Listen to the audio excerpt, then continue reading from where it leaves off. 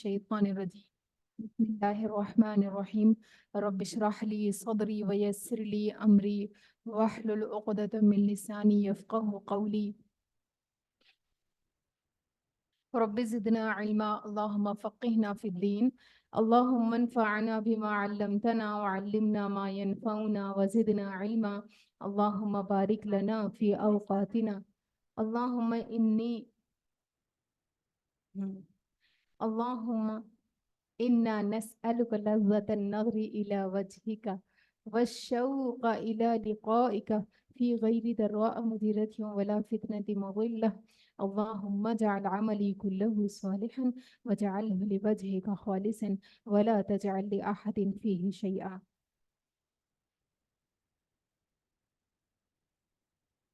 سورة ہود آیت نمبر 64 سے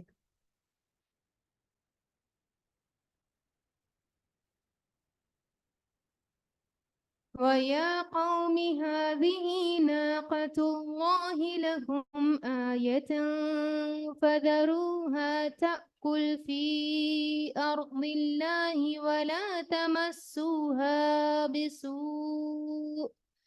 ولا تمسوها بسوء فيأخذكم عذاب قريب فعقروها فقال تمتعوا في داركم 3 أيام ذلك وعد غير مكذوب فلما جاء أمرنا نجينا صالحا والذين آمنوا معه برحمة منا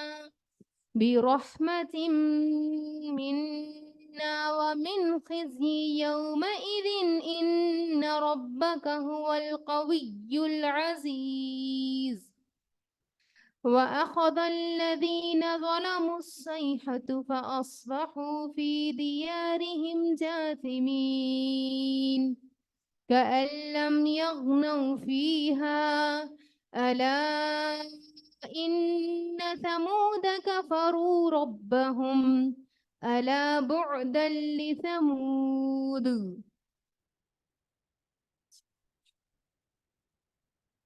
اللہ رب العالمین فرماتے ہیں یہاں پر واقعہ سمود جو ہے وہ آ رہا ہے. اللہ رب العالمین نے سمود کی طرف صالح علیہ السلام کو بھیجا تھا اور ان لوگوں نے مطالبہ کیا تھا اونٹنی کا کہ اگر ہمیں غیب سے ایک اونٹنی دکھائی جائے گی، یعنی ان کا مطالبہ یہ تھا کہ ہمیں ایک پہاڑ سے اونٹنی نکلتی ہوئی دکھائی جائے جو کہ حاملہ ہو، اور اس مطالبے کو پورا اگر کیا جائے گا تو پھر ہم ایمان لائیں گے. اسی کانٹیکسٹ میں یہ آیات آ رہی ہیں. اور اے میرے قوم کے لوگوں، دیکھو یہ اللہ کی اونٹنی تمہارے لیے ایک نشانی ہے، اسے اللہ کی زمین میں چرنے کے لیے آزاد چھوڑ دو، اس سے ذرا تعرض نہ کرنا اور نہ کچھ ورنہ زیادہ دیر نہ گزرے گی کہ تم پر اللہ کا عذاب آ جائے گا. مگر انہوں نے اونٹنی کو مار ڈالا. اس پر صالح علیہ السلام نے ان کو خبردار کر دیا کہ بس اب 3 دن اپنے گھروں میں اور بس لو، یہ ایسی میعاد ہے جو جھوٹی ثابت نہ ہوگی. آخر کار جب ہمارے رب کا فیصلہ آ گیا تو ہم نے اپنی رحمت سے صالح علیہ السلام کو اور ان لوگوں کو جو اس کے ساتھ ایمان لائے تھے بچا لیا اور اس دن کی رسوائی سے ان کو محفوظ رکھا. بے شک تیرا رب ہی دراصل طاقتور اور بالادست ہے. رہے وہ لوگ جنہوں نے ظلم کیا تھا تو ایک سخت دھماکے نے ان کو دھر لیا اور وہ اپنی بستیوں میں اس طرح بے حس و حرکت پڑے کے پڑے رہ گئے گویا کہ وہ وہاں کبھی بسے ہی نہ تھے. سنو سمود نے اپنے رب سے کفر کیا، سنو دور پھینک دیے گئے سمود. تو ایک کے بعد ایک قوم کا انجام بتایا جا رہا ہے کہ کس طریقے سے اللہ رب العالمین نے ہمیشہ یہی سنت اللہ کی رہی ہے کہ اللہ نے برے لوگوں کا خاتمہ کر دیا اور جو صالح لوگ تھے ان کو زمین میں زندہ چھوڑ دیا. اور پھر جب ان کے اندر خوشحالی آئی اور پھر ان کے بچے بگڑ گئے تو ان کے ساتھ وہی معاملہ کیا. تو یہاں پر جو یاد رکھنے کی چیز ہے وہ یہ ہے، یا سمجھنے کی چیز ہے وہ یہ ہے کہ نعمتوں کو پا کر اللہ کو انسان کو نہیں بھولنا چاہیے. جب خوشحالی آئے تو ان حالات میں بھی اللہ رب العالمین کی عبادت اتنی ہی چاو سے کرنی چاہیے جتنا انسان تنگیوں کی حالت میں کرتا ہے. وَلَقَدْ جَاءَتْ رُسُلُنَا إِبْرَاهِيمَ بِالْبُشْرَى. اب یہاں سے ابراہیم علیہ السلام کا واقعہ آ رہا ہے. وَلَقَدْ جَاءَتْ رُسُلُنَا إِبْرَاهِيمَ بِالْبُشْرَى قَالُوا سَلَامًا قَالَ سَلَامٌ فَمَا لَبِثَ أَنْ جَاءَ بِعِجْلٍ حَنِيذٍ. اور دیکھو ابراہیم کے پاس ہمارے فرشتے خوشخبری لیے ہوئے پہنچے، یعنی بیٹی کی خوشخبری دینے کے لیے آئے تھے. اور کہا جاتا ہے کہ ابراہیم علیہ السلام 100 سال کے تھے اور حضرت سارہ علیہ السلام شاید 90 سال کی تھی. کہا تم پر سلام ہو. قالوا سلام، فرشتوں نے سلام کیا. ابراہیم علیہ السلام نے کہا قال سلام، سلام ہو. فما لبث ان جاء بعجل حنید، پھر کچھ ہی دیر نہ گزری کہ سیدنا ابراہیم علیہ السلام ایک بھنا ہوا بچڑا ان کی ضیافت مہمانی کے لیے لے آئے. کیونکہ ان کے پاس ان کا جو قوم تھا یہاں پر کلچر یہ تھا کہ کوئی بھی انسان گھر آتا تو اس کو کھانے کے لیے پیش کرتے، اور اگر وہ کھانا نہ کھاتا تو پھر یہ سمجھا جاتا کہ یہ کوئی برے ارادے سے آیا ہوا ہے. مگر جب دیکھا کہ ان کے ہاتھ کھانے پر نہیں بڑھتے، یعنی وہ کھانا نہیں کھا رہے ہیں، تو وہ اس سے مشتبہ ہو گیا اور دل میں ان سے خوف محسوس کرنے لگا. انہوں نے کہا ڈرو نہیں، ہم تو لوط علیہ السلام کی قوم کی طرف سے بھیجے گئے ہیں. سیدنا ابراہیم علیہ السلام، ہم تو لوط علیہ السلام کی قوم کی طرف بھیجے گئے ہیں. سیدنا ابراہیم علیہ السلام کی بیوی بھی وہیں پر کھڑی ہوئی تھی. جب ان کو یہ بات پتہ چلی کہ دراصل یہ لوط علیہ السلام کی طرف آئے ہوئے فرشتے ہیں اور یہ لوگ محفوظ ہیں، وہ تو سن کر انہوں نے ہنس دیا. اور پھر ہم نے ان کو اسحاق کی اور اسحاق کے بعد پوتے یعقوب علیہ السلام کی خوشخبری دی. صرف بیٹے کی نہیں بلکہ اللہ تعالیٰ نے ساتھ ہی پوتے کی بھی خوشخبری سنا دی. وہ بولی ہائے میری کم بختی. یہ ایک جملہ ہے جو عربوں میں بولا جاتا تھا، کیا اب میرے ہاں اولاد ہوگی؟ یعنی وہ اتنی بوڑھی ہو چکی تھی کہ اولاد تو بہت ہی عجیب چیز لگ رہی تھی کہ میں اتنی بوڑھی ہو چکی ہوں، میرے شوہر اتنے بوڑھے ہو چکے ہیں، اب ہمیں بچہ ہوگا. حالانکہ دعائیں کرتے رہتے تھے، اللہ تعالیٰ سے مایوس نہیں تھے کہ اولاد اب اتنے سال کو کہاں سے ہوگی. مانگتے تھے اور اللہ تعالیٰ نے عطا کر دیا. یہ اللہ ہی کی حکمت تھی کہ اتنے سال کی عمر میں اللہ نے ان کو اولاد دینا تھا. کیا اب میرے ہاں اولاد ہوگی جبکہ میں بڑھیا پھونس ہو گئی اور میرے میاں بھی بوڑھے ہو چکے ہیں؟ تو اس سے کیا بات پتہ چلتی ہے؟ یہ بہت ہی غلط بات ہے کہ انسان یہ کہتا ہے کہ عمر بڑھ جائے تو پھر بچے نہیں ہوتے. یہ اللہ تعالیٰ کے اذن پر ہے کہ اللہ تعالیٰ کس کو کس ایج میں جا کر بچہ دیں گے. تو اللہ رب العالمین جس خاتون کو چاہے جس ایج میں چاہے اولاد دے سکتا ہے، کیونکہ رازق اللہ ہے. اللہ رب العالمین رزق دینے والا ہے. یہ تو بہت بڑی عجیب بات ہے، یعنی مجھے اس عمر میں بچہ ہوگا، یہ تو بہت ہی بڑی عجیب بات ہے. قالوا اتعجبین من امر اللہ، فرشتوں نے کہا اللہ کے حکم پر تم تعجب کرتی ہو؟ یعنی اللہ رب العالمین تو سب کچھ کر سکتا ہے، اللہ کے لیے کیا مشکل ہے؟ رحمت اللہ وبرکاتہ علیکم اہل البیت انہ حمید مجید. ابراہیم کے گھر والوں، تم لوگوں پر تو اللہ کی رحمتیں اور برکتیں ہیں، اور یقیناً اللہ نہایت قابل تعریف اور بڑی شان والا ہے. اور یہ برکتیں آج تک ہمیں نظر آتی ہے. نبی صلی اللہ علیہ وسلم بھی آپ ہی کی نسل میں سے آئے ہیں، اور اسی وجہ سے درود پاک میں ہم کیا پڑھتے ہیں؟ اللہم صلی علی محمد وعلی آل محمد کما صلیت علی ابراہیم وعلی آل ابراہیم انکا حمید مجید. اللہم بارک علی محمد وعلی آل محمد کما بارکت علی ابراہیم وعلی آل ابراہیم انکا حمید مجید. تو درود پاک میں بھی ابراہیم علیہ السلام کا نام ہے. اس لیے بھی یہ نام ہے کیونکہ آپ جو ہے وہ تمام انبیاء کے باپ ہے. زیادہ سے زیادہ انبیاء جو آئے ہیں جن کا ذکر خاص طور پہ قرآن پاک میں ہے، ان تمام کے والد ابراہیم علیہ السلام ہے، کچھ ایک کو چھوڑ کر. فلما ذهب عن ابراہیم الروع وجاءته البشرى يجادلنا في قوم لوط. اب دیکھیں اتنے سال کے بعد خوشخبری آ رہی ہے. قوم نے چھوڑ دیا تھا، والد نے ساتھ چھوڑ دیا تھا، سب لوگوں نے باہر نکال دیا تھا، کنارہ کش کر لیا تھا. لیکن اللہ رب العالمین نے ان کا ساتھ دیا، اور اللہ رب العالمین مومنین کا ساتھ دیتے ہیں، اور ان کو بہترین اولاد سے اللہ نے نوازا، انبیاء بھیجے ان کی نسل میں. اور جب ان کے پاس یہ خوشخبری آئی تو اس حالت میں بھی کیا کہا؟ جب ابراہیم کی گھبراہٹ دور ہوئی اور اولاد کی بشارت سے اس کا دل خوش ہو گیا، تو اس نے قوم لوط کے معاملے میں ہم سے جھگڑا شروع کر دیا. یعنی جیسے ہی پتا چلا کہ قوم لوط کے اوپر اب عذاب آئے گا، اللہ رب العالمین ان سے سخت ناراض ہو گیا ہے، تو فوراً ہی ان کے بارے میں جھگڑنے لگے کہ ان کو اور تھوڑی مہلت دی جائے، ان کے ساتھ میں یہ چیز نہ کی جائے. تو ایک مومن ایسا ہی ہوتا ہے. مومن صرف اپنی خوشی پر خوش نہیں ہوتا، بلکہ وہ دوسروں کے بارے میں بھی اتنا ہی فکر مند ہوتا ہے جتنی وہ اپنے دکھ پر، اپنی تکلیف پر فکر مند ہوتا ہے. تو قوم لوط کی عذاب کی خبر سن کر وہ بے حد پریشان ہوئے.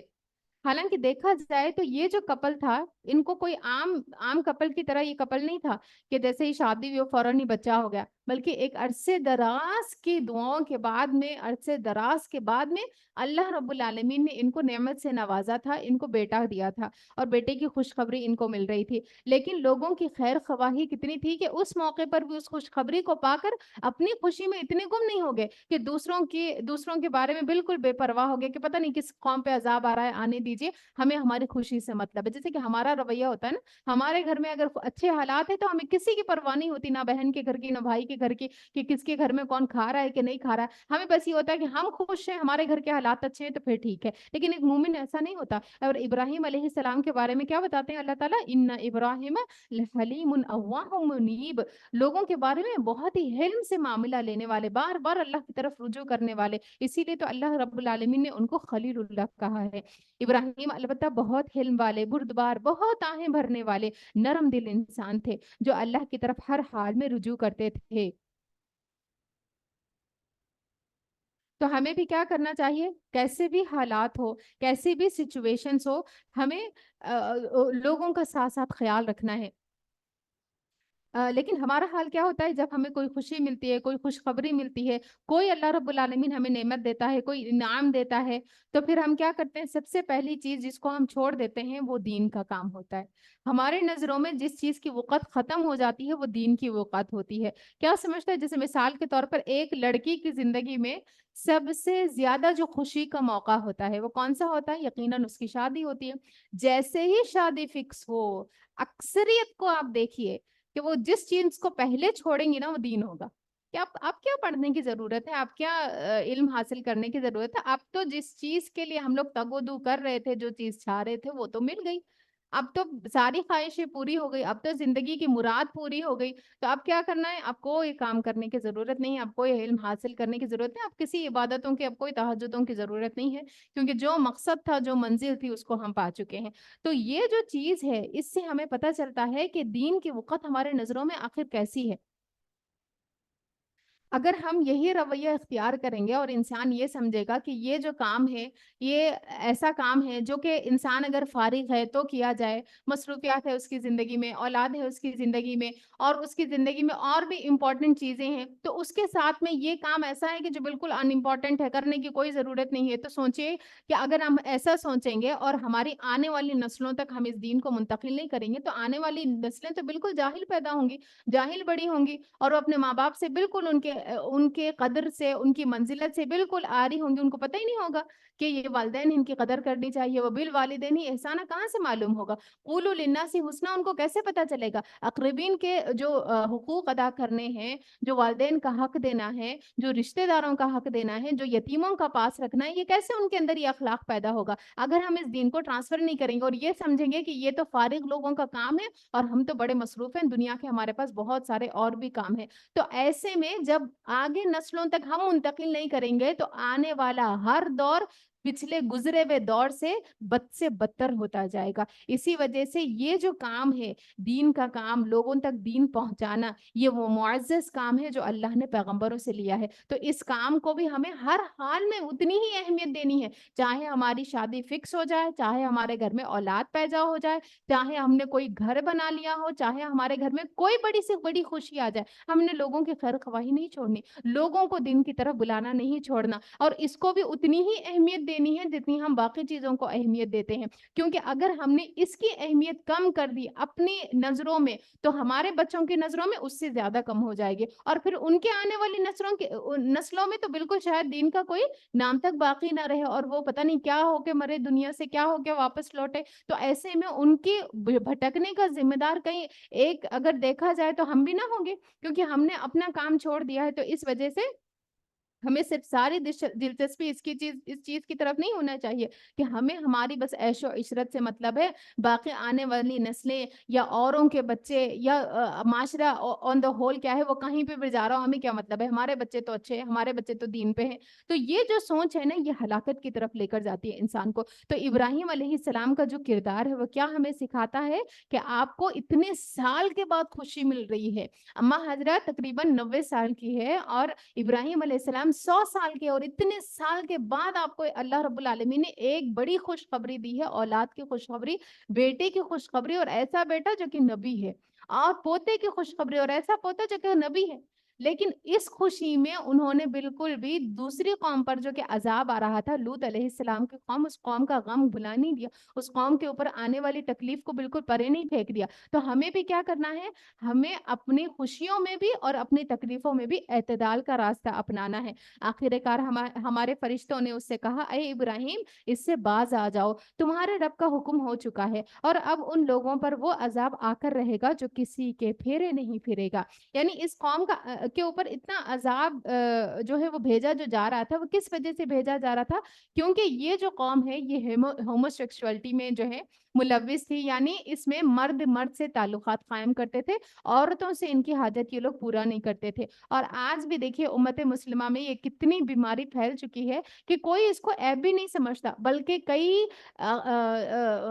کئی جگہوں پر، کئی کنٹریز میں اس کو باقاعدہ قانون بنا دیا گیا ہے۔ جیسے کہ ایک لڑکی اور ایک لڑکے کی جب شادی ہوتی ہے تو ان کو میرج کہا جاتا ہے نا، تو اسی طریقے سے خاتون اور خاتون کی بھی شادی ہے، ٹھیک ہے، اور اس کو بھی میرج سرٹیفکیٹ ایشو کیا جاتا ہے، مرد اور مرد بھی آپس میں شادیاں کرنے لگے ہیں۔ تو یہ سب سے غلیظ عمل ہے جو کہ اس دور میں بھی کثرت سے اب پایا جانے لگا ہے، اور سکولز میں بھی بچوں کو یہی چیز سکھائی جاتی ہے کہ اس میں کوئی عیب نہیں ہے۔ اگر ایک عورت کو پسند کرتی ہے تو شاید اللہ نے اس کو بنایا ہے ایسے، حالانکہ یہ فطرت میں نہیں ہے۔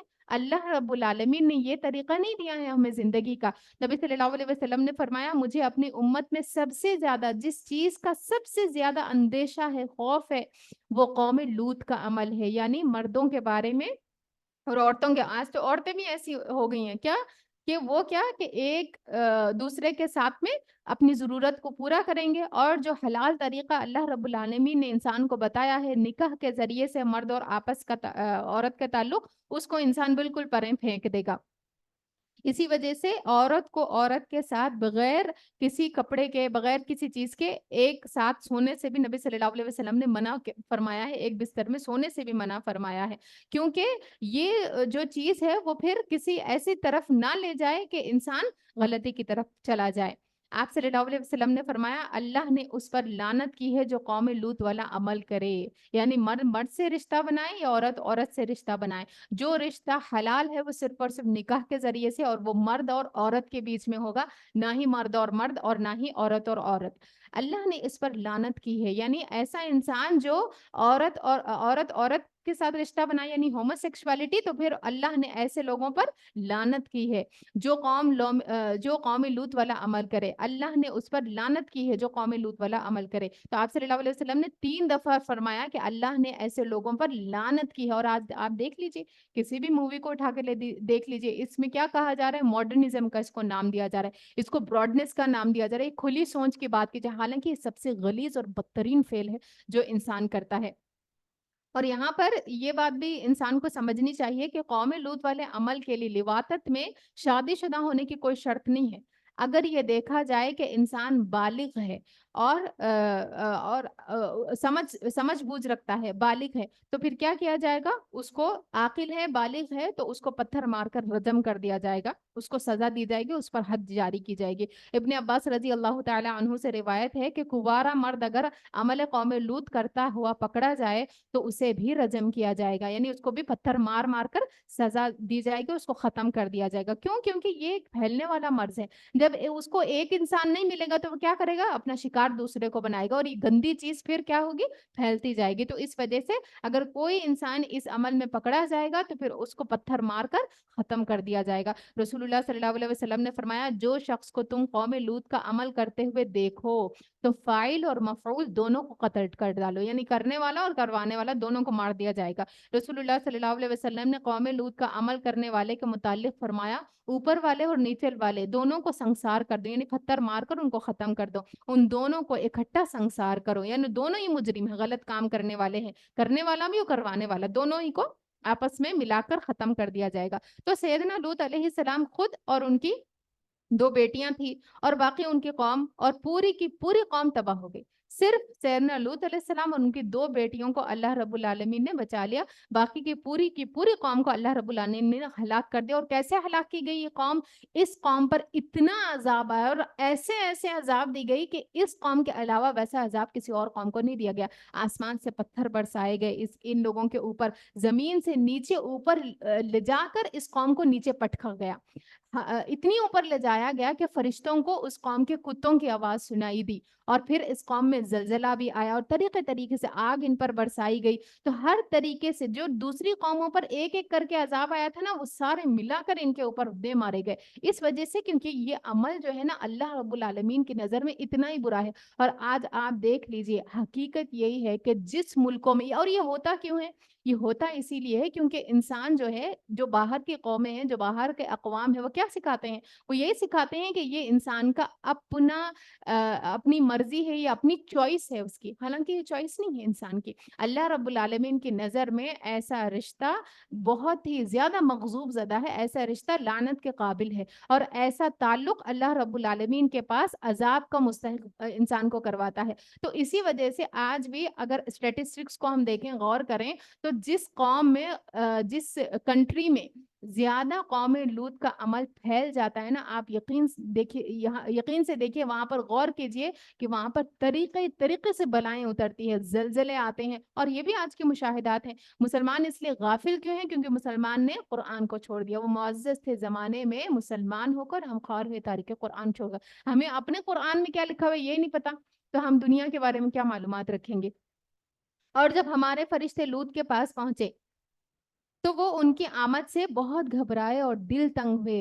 لوط علیہ السلام کیونکہ یہ جو فرشتے تھے وہ 2 خوبصورت لڑکوں کی شکل میں سامنے آئے تھے، 2 خوبصورت انسان کی شکل میں سامنے آئے تھے، تو قوم تو معلوم ہے کہ ان کا حال کیا تھا، جیسے ان کو دیکھی ان کی طرف دوڑنے لگی ان کے ساتھ برا فیل کرنے کے لیے، کیونکہ بہت خوبصورت شکل میں وہ لوگ آئے تھے۔ کہنے لگے آج بڑی مصیبت کا دن ہے، یعنی ایک اور آزمائش آ گئی، اب یہ مہمان آئے ہوئے کہیں باہر سے، 2 لڑکے ہیں، اور ہماری قوم کی عادت ہے کیا کہ وہ لڑکوں کے ساتھ برا فیل کرتی ہے۔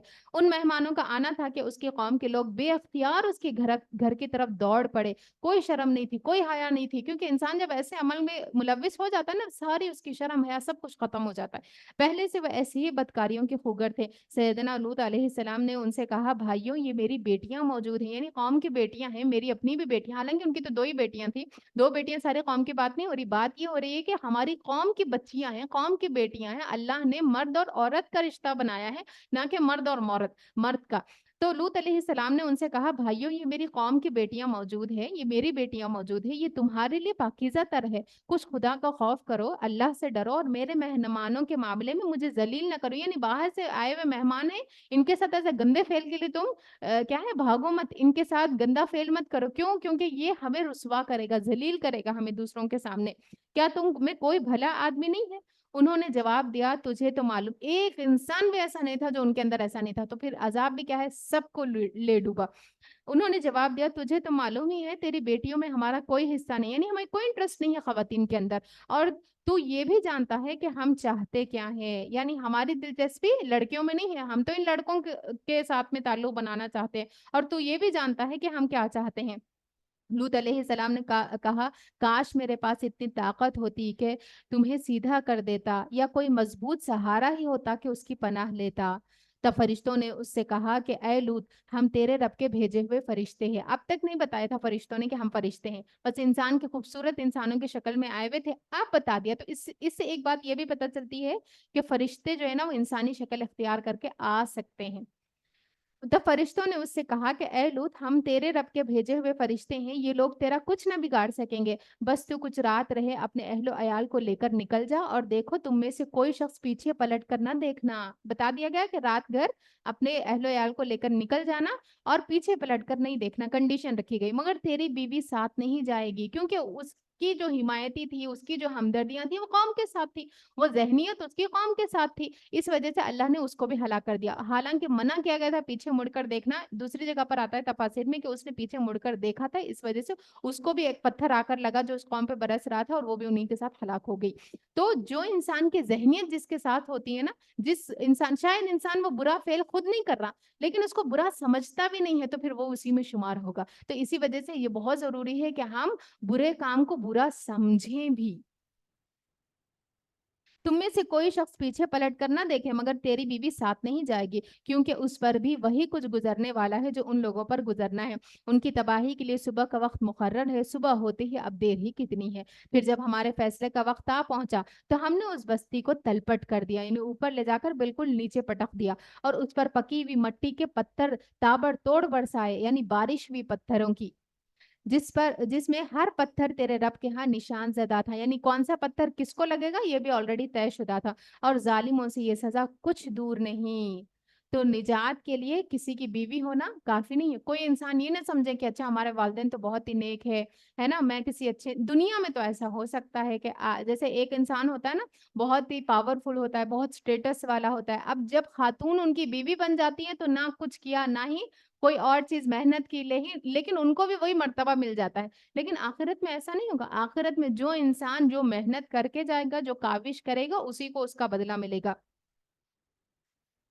اللہ کے ہاں مرتبے ایمان کے ساتھ ہے، عمل کے ساتھ ہے۔ تو کوئی انسان یہ نہ سمجھے کہ اچھا میرے بچے تو بہت نیک ہیں تو ان کے وسیلے میں بھی جنت میں چلی جاؤں گی، بالکل بھی نہیں، ہرگز بھی نہیں۔ جب تک اللہ کا اذن نہ ہو اور اللہ رب العالمین کی اجازت نہ ہو، کوئی اگر اولاد بھی ہے، اب یہاں پر دیکھیں لوط علیہ السلام کی بیوی ہے، ان کی زوجہ محترمہ ہے، ان کا حصہ ہے ایک طریقے سے، اسی لیے اللہ تعالیٰ کیا کہتے ہیں، ہن لباس لکم وانتم لباس اللہ، ان کا لباس ہے، لیکن پھر بھی ذہنیت چونکہ قوم کی جیسی تھی تو قوم ہی میں شمار کیا اللہ نے۔ پیچھے بھی ہم پڑھ چکے ہیں نا، نوح علیہ السلام کا بیٹا ہے، آپ نے کہا تھا اللہ میرا بیٹا، وہ تو میرا بیٹا تھا، وہ ان کے ساتھ کیسے ہوگا، وہ تو میرے اہل میں سے تھا۔ اللہ نے کہا کہ ظالم اہل میں سے نہیں ہوتے، صاف انکار کر دیا۔ تو اسی وجہ سے جو رشتہ داریاں ہیں نا وہ دنیا میں ہی باقی رہیں گی، اگر وہ ایمان اس میں نہیں ہے، عمل صالح نہیں ہے، تو تمام رشتے یہیں پر رہ جائیں گے اور کٹ جائیں گے۔ جیسے انسان دنیا سے جائے گا تو صرف وہ رشتے وہاں پر باقی رہیں گے جو متقی ہوں گے، جو تقوی پہ آپس میں ایک دوسرے سے جڑے ہوئے ہوں گے۔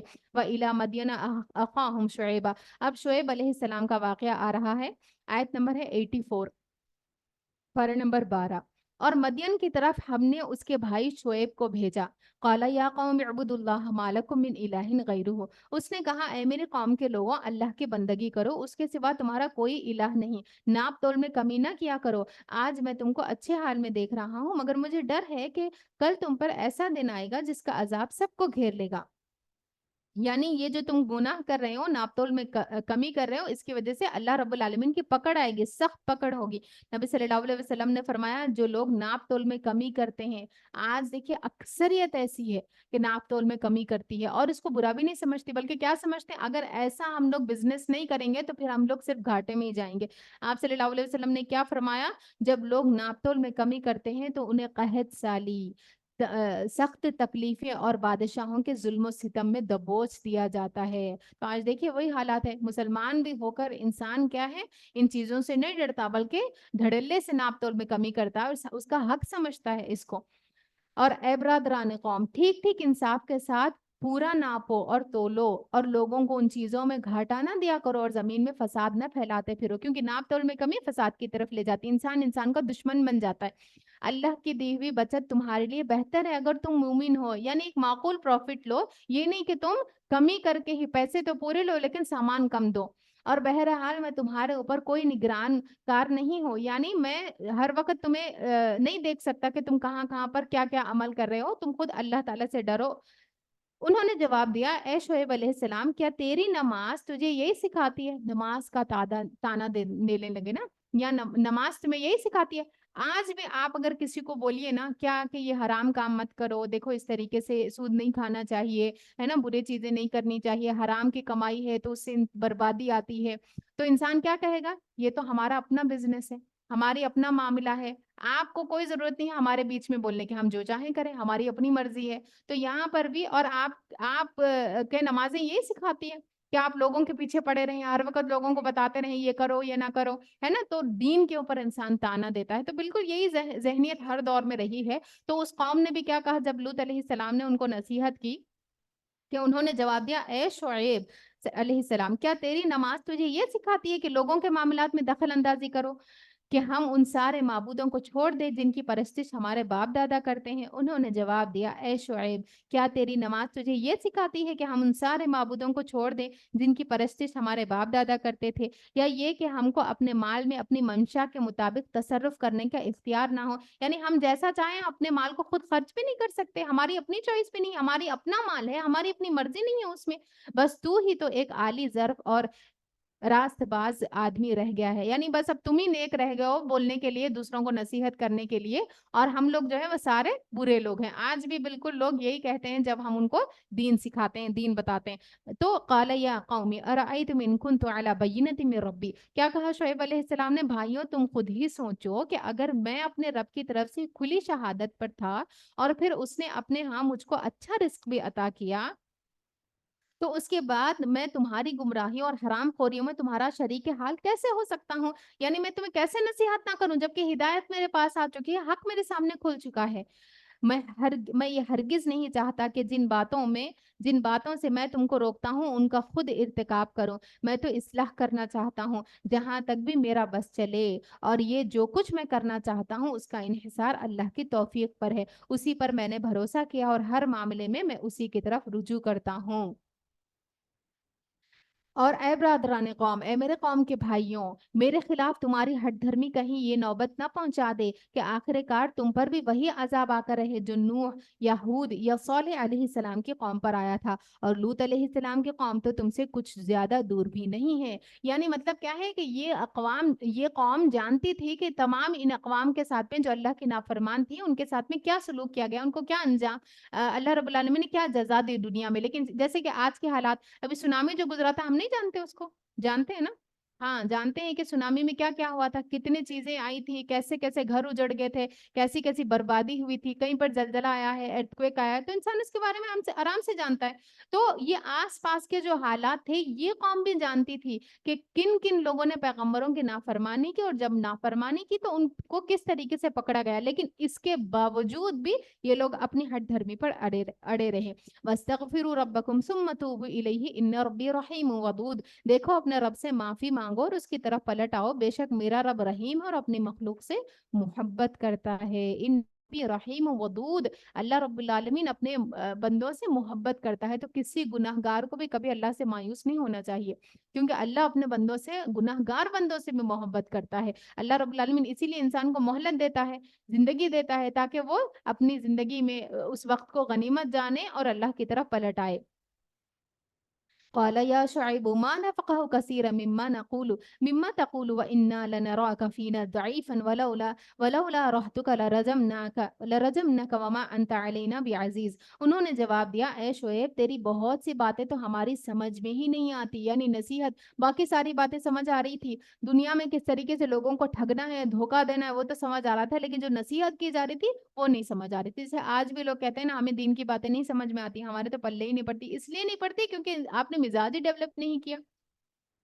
انہوں نے جواب دیا، اے شعیب تیری بہت سی باتیں تو ہماری سمجھ میں ہی نہیں آتی، اور ہم دیکھتے ہیں کہ تو ہمارے درمیان ایک بے زور آدمی ہے، تیری برادری نہ ہوتی تو ہم کب کا تجھے سنسار کر چکے، یعنی پتھر مار مار کر ہم ختم کر دیتے، تیرا بل بوتا تو اتنا نہیں کہ ہم پر بھاری ہو۔ شعیب علیہ السلام نے کہا، بھائیوں کیا میری برادری تم پر اللہ سے زیادہ بھاری ہے؟ یعنی تم میری برادری سے ڈر کر مجھے چھوڑ رہے ہو، مجھے بخش رہے ہو، اور اللہ سے نہیں ڈرتے کہ اللہ رب العالمین تمہیں پکڑے گا اور اس چیزوں پر جو تم کر رہے ہو تمہارے اعمال پر سزا دے گا؟ تم نے برادری کا خوف کیا اور اللہ کو بالکل پسے پشت ڈال دیا۔ جان رکھو کہ جو کچھ تم کر رہے ہو وہ اللہ کی گرفت سے باہر نہیں ہے۔ اے میری قوم کے لوگوں، تم اپنے طریقے پر کام کیے جاؤ اور میں اپنے طریقے پر کرتا رہوں گا، جلدی ہی تمہیں معلوم ہو جائے گا کہ کس پر ذلت کا عذاب آتا ہے اور کون جھوٹا ہے۔ تم بھی انتظار کرو اور میں بھی تمہارے ساتھ چشم برا ہوں۔ آخر کار جب ہمارے فیصلے کا وقت آ گیا تو ہم نے اپنی رحمت سے شعیب اور اس کے ساتھی مومنوں کو بچا لیا، اور جن لوگوں نے ظلم کیا تھا اور ان کو ایک سخت دھماکے نے ایسے پکڑا کہ وہ اپنی بستیوں میں بے حس و حرکت پڑے کے پڑے رہ گئے، گویا وہ کبھی وہاں پر رہے بسے ہی نہ تھے۔ سنو، مدین والے بھی دور پھینک دیے گئے جس طرح سمود پھینکے گئے تھے، اور موسیٰ کو ہم نے اپنی نشانی اور کھلی کھلی سند اور معجزات کے ساتھ فرعون اور اس کے اعیان سلطنت کی طرف بھیجا، مگر انہوں نے فرعون کی حکم کی پیروی کی، حالانکہ فرعون کا حکم راستے پر نہ تھا۔ قیامت کے روز وہ اپنی قوم کے آگے آگے ہوگا اور اپنی پیشوائی میں انہیں دوزخ کی طرف لے جائے گا۔ تو قیامت کے دن کیسا ہوگا؟ فرعون آگے آگے ہوگا جہنم میں، اور فرعونیوں کو سب کو لے جائے گا اپنے ساتھ میں۔ اور بی بی آسیہ کے بارے میں کیا آتا ہے کہ آپ جنتی خواتین کی سردار ہوں گی۔ تو آپ دیکھیں، ضروری نہیں ہے کہ آپ کا اگر شوہر ہی نیک ہی ہے تو ہی آپ نیک بن کے رہ سکتی ہیں۔ اگر شوہر برا ہے، شوہر جو ہے اچھا نہیں ملا، تو پھر ہم نے بھی کیا کرنا ہے؟ سارے نمازیں چھوڑ دینا ہے، دین کو برا بھلا بولنا ہے، اللہ رب العالمین کو ظالم قرار دینا ہے۔ ایسا ہی ہوتا ہے نا آج کل۔ اگر نعوذ باللہ کسی کو اچھا سسرال نہیں ملا ہے کسی کو، وہ بھی آزمائش ہے، وہ بھی اللہ تعالیٰ کی طرف سے آزمائش ہے۔ کوئی انسان اپنی تقدیر خود تو نہیں لکھتا نا، اگر لکھ سکتا تو ہم میں سے کوئی بھی نہیں ہوتا جو اپنے لیے آزمائشیں لکھتا۔ تو یہ بھی اللہ رب العالمین کی آزمائش ہے کہ اللہ تعالیٰ آپ کو ایسے شوہر سے آپ کو ملا دے، یا ایسے لوگوں میں آپ کو بھیج دیں جو کہ آپ کے لیے بہت مصیبت کا سبب بنے۔ تو ان حالات میں رہتے ہوئے بھی بی بی آسیہ کو یاد رکھنا ہے کیا کہ آپ فرعون کی زوجہ ہوتے ہوئے دین پر عمل کرنا آپ نے نہیں چھوڑا۔ تو ہمیں بھی کیا ہے؟ ہمیں بھی ہر حال میں دین پر عمل کرتے رہنا ہے۔ تو کسی کے برے عمل کا کسی اور کو کوئی نقصان نہیں پہنچے گا، خود برا عمل انہی کے سر پر پڑتا ہے جنہوں نے برا عمل کیا ہوا ہے، جیسا کہ فرعون کا عمل اسی کو لے ڈوبا، اور بی بی آسیہ کو اس چیز نے کوئی نقصان نہیں دیا، بلکہ اللہ رب العالمین نے ان کو جنت کی خواتین کا سردار بنایا۔ تو قیامت کے روز وہ اپنی قوم کے آگے آگے ہوگا اور اپنی پیشوائی میں انہیں دوزخ کی طرف لے جائے گا۔ کیسی بدتر جائے ورود ہے جس پر کوئی پہنچے، اور ان لوگوں پر دنیا میں بھی لعنت پڑے اور قیامت کے روز بھی لعنت پڑے گی۔ کیسا برا صلہ ہے جو وہ کسی کو ملے۔ یہ چند بستیوں کی سرگزشت ہے جو ہم تمہیں سنا رہے ہیں، ان میں سے بعض اب بھی کھڑی ہے اور بعض کی فصل کٹ چکی ہے، یعنی بالکل ان کے نام و نشان تک مٹ گئے ہیں۔ ہم نے ان پر ظلم نہیں کیا، انہوں نے اپنے آپ پر خود ہی ظلم اٹھایا تھا، اور جب اللہ کا حکم آ گیا تو ان کے وہ معبود جنہیں وہ اللہ کو چھوڑ کر پکارا کرتے تھے ان کے کچھ کام نہ آ سکے، اور انہوں نے ہلاکت اور بربادی کے سوا انہیں کچھ فائدہ نہ دیا۔ اور تیرا رب جب کسی ظالم بستی کو پکڑتا ہے تو پھر اس کو پکڑ ایسی ہی ہوا کرتی ہے کہ فی الواقع اس کی پکڑ بڑی سخت اور دردناک ہوتی ہے۔ حقیقت یہ ہے کہ اس میں ایک نشانی ہے ہر اس شخص کے لیے جو عذاب آخرت کا خوف کرے۔ وہ ایک دن ہوگا جس میں سب لوگ جمع ہوں گے، اور کون سا دن؟ قیامت کا دن ہوگا۔ کیا ہوگا اس دن؟ پھر جو کچھ بھی اس روز ہوگا سب کی آنکھوں کے سامنے ہوگا، یعنی جو انسان عمل لے کر جائے گا سب کی آنکھوں کے سامنے حساب اور کتاب اس سے لیا جائے گا۔ ہم اس کے لانے میں کچھ بہت زیادہ تاخیر نہیں کریں گے، یعنی قیامت قریب ہے، بس ایک گنی چنی مدت اس کے لیے مقرر ہے۔ جب وہ آئے گی تو کسی کو بات کرنے کی مجال نہ ہوگی، یعنی اس دن کوئی بات نہیں کر سکے گا، اللہ کے سامنے کوئی عذر و معذرت نہیں کر سکے گا، کوئی بہانہ نہیں گھڑ سکے گا، الا یہ کہ اللہ کی اجازت سے کچھ عرض کرے۔ پھر کچھ لوگ اس روز بخت ہوں گے اور کچھ نیک بخت ہوں گے۔ جو بدبخت ہوں گے وہ دوزخ میں جائیں گے، جہاں گرمی اور پیاس کی شدت سے وہ ہانپیں گے اور پھنکارے ماریں گے، اور اسی حالت میں وہ ہمیشہ رہیں گے جب تک کہ زمین اور آسمان قائم ہے، الا یہ کہ تیرا رب کچھ اور چاہے۔ یعنی اللہ رب العالمین بعض لوگوں کو نکال کر جہنم سے جنت میں لے جائے گا، اور وہ کن کو؟ جنہوں نے اپنی زندگی میں شرک نہ کیا ہوگا۔ بے شک تیرا رب پورا اختیار رکھتا ہے، جو چاہے کرے۔ رہے وہ لوگ جو نیک بخت ہوں گے، یعنی جنہوں نے دنیا میں نیک عمل کیا ہوں گے، جنہوں نے اللہ رب العالمین کی رضا کے مطابق اپنی زندگی گزاری ہوگی، جو نیک بخت نکلیں گے تو وہ جنت میں جائیں گے اور وہاں وہ ہمیشہ رہیں گے جب تک اور زمین اور آسمان قائم ہے، الا یہ کہ تیرا رب کچھ اور چاہے۔ ایسی بخشش ان لوگوں کو ملے گی جس کا سلسلہ کبھی منقطع نہ ہوگا۔ رسول اللہ صلی اللہ علیہ وسلم نے اس کے بارے میں فرمایا، جہنم میں ایک قوم ہوگی جو جہنم میں اس وقت تک رہے گی جب تک اللہ چاہے گا،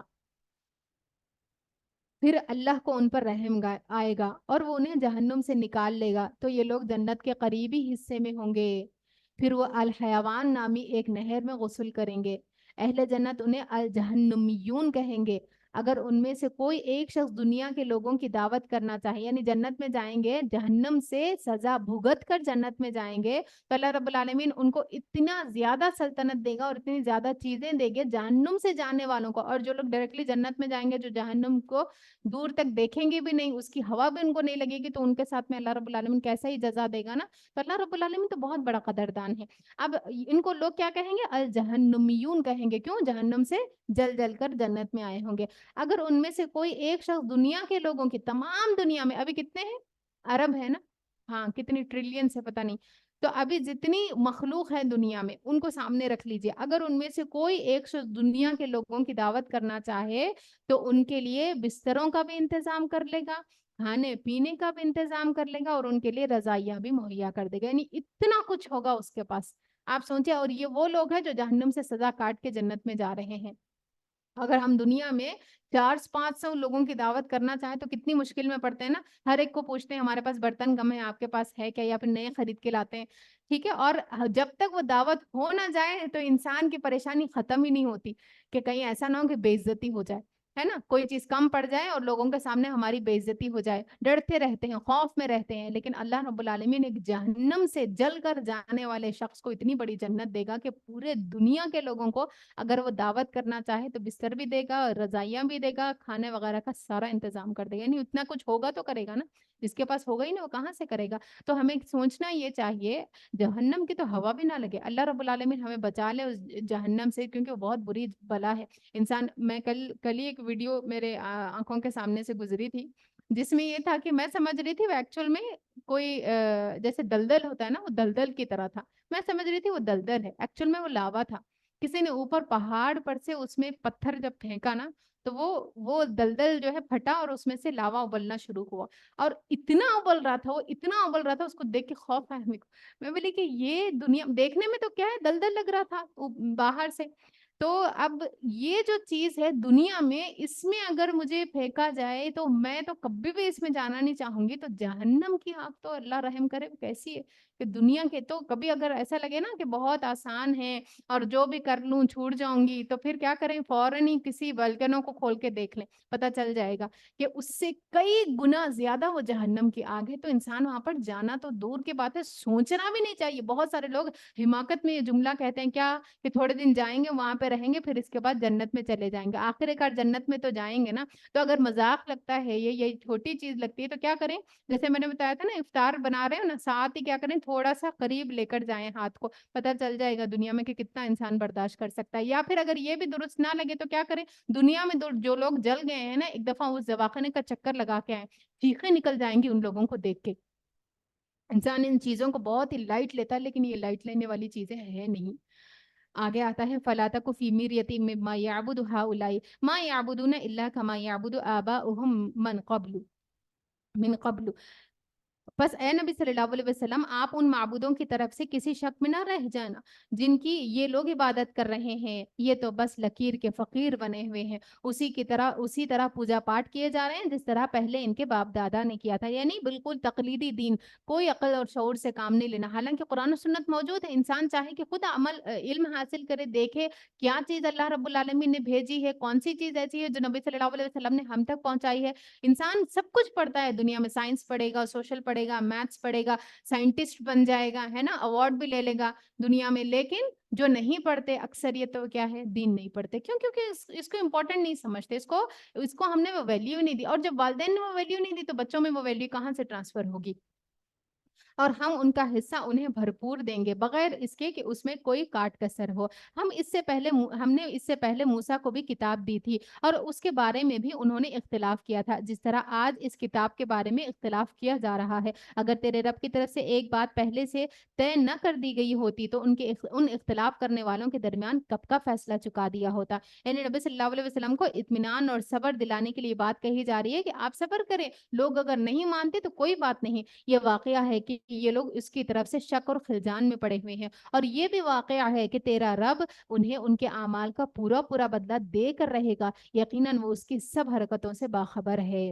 بس اے محمد صلی اللہ علیہ وسلم تم اور تمہارے وہ ساتھی کفر اور بغاوت سے ایمان اور اطاعت کی طرف پلٹ آئے ہیں، ٹھیک ٹھیک راہ راست پر ثابت قدم رہو۔ اب آ گئے ہیں دین کی طرف، اللہ نے توفیق دے دی ہے، ہدایت مل گئی، تو اب کیا کرنا ہے؟ جم جانا ہے، کسی کی باتوں میں آ کر، کسی کے ورغلانے میں آ کر اس راستے کو چھوڑنا نہیں ہے۔ جیسا کہ تمہیں حکم دیا گیا ہے، اور بندگی کے حد سے تجاوز نہ کرو، جو کچھ تم کر رہے ہو اس پر تمہارا رب نگاہ رکھتا ہے۔ ان ظالموں کی طرف ذرا نہ جھکنا، اور نہ جہنم کی لپیٹ، ورنہ جہنم کی لپیٹ میں آ جاؤ گے، اور تمہیں کوئی ولی اور سرپرست وہاں نہ ملے گا جو خدا سے تمہیں بچا سکے، اور کہیں سے تم کو کوئی مدد نہ پہنچے گی۔ اور دیکھو نماز قائم کرو دن کے دونوں سروں پر، یعنی کون سے سرے؟ فجر اور مغرب، اور کچھ رات گزرنے پر یعنی عشاء کی۔ ان الحسنات یذہبن السیئات ذالک ذکری للذاکرین، در حقیقت بات یہ ہے کہ نیکیاں برائیوں کو دور کر دیتی ہیں۔ تو انسان نیکی کرتا رہتا ہے نا، تو جو صغیرہ عمل اس سے کبھی جو گناہ ہوتے ہیں وہ سارے کے سارے مٹتے رہتے ہیں نام اعمال سے۔ اسی لیے ہمیں کیا کرنا ہے؟ کثرت سے نیکیاں کرنا ہے۔ اور جو کبیرہ گناہ ہے اس کے بارے میں میں نے بتایا تھا کہ کبیرہ گناہ ایسا ہے جیسے والدین کے ساتھ میں بدسلوکی کرنا، یا چوری کرنا، یا کسی بری والی مومن عورت پر کیا ہے بہتان لگانا، یا پھر جادو کرنا، یا کسی کا قتل کرنا، تو یہ تمام کبیرہ گناہ ہے۔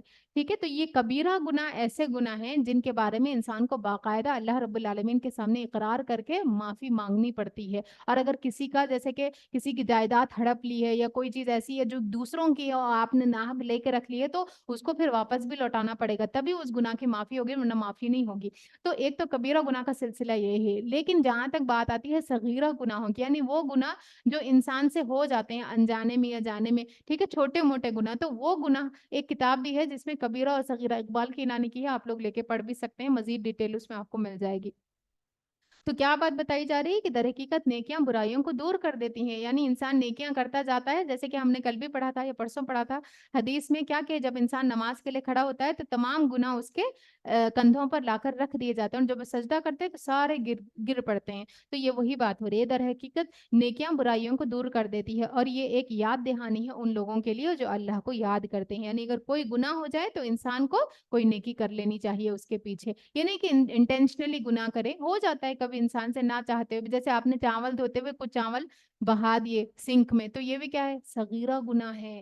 ہاں، اسراف بھی، ٹھیک ہے، یعنی انسان ضائع کرے ان چیزوں کو جو اللہ رب العالمین نے ریسورسز اس کو دیے ہے، تو یہ بھی صغیرہ گناہوں میں کاؤنٹ ہوتا ہے۔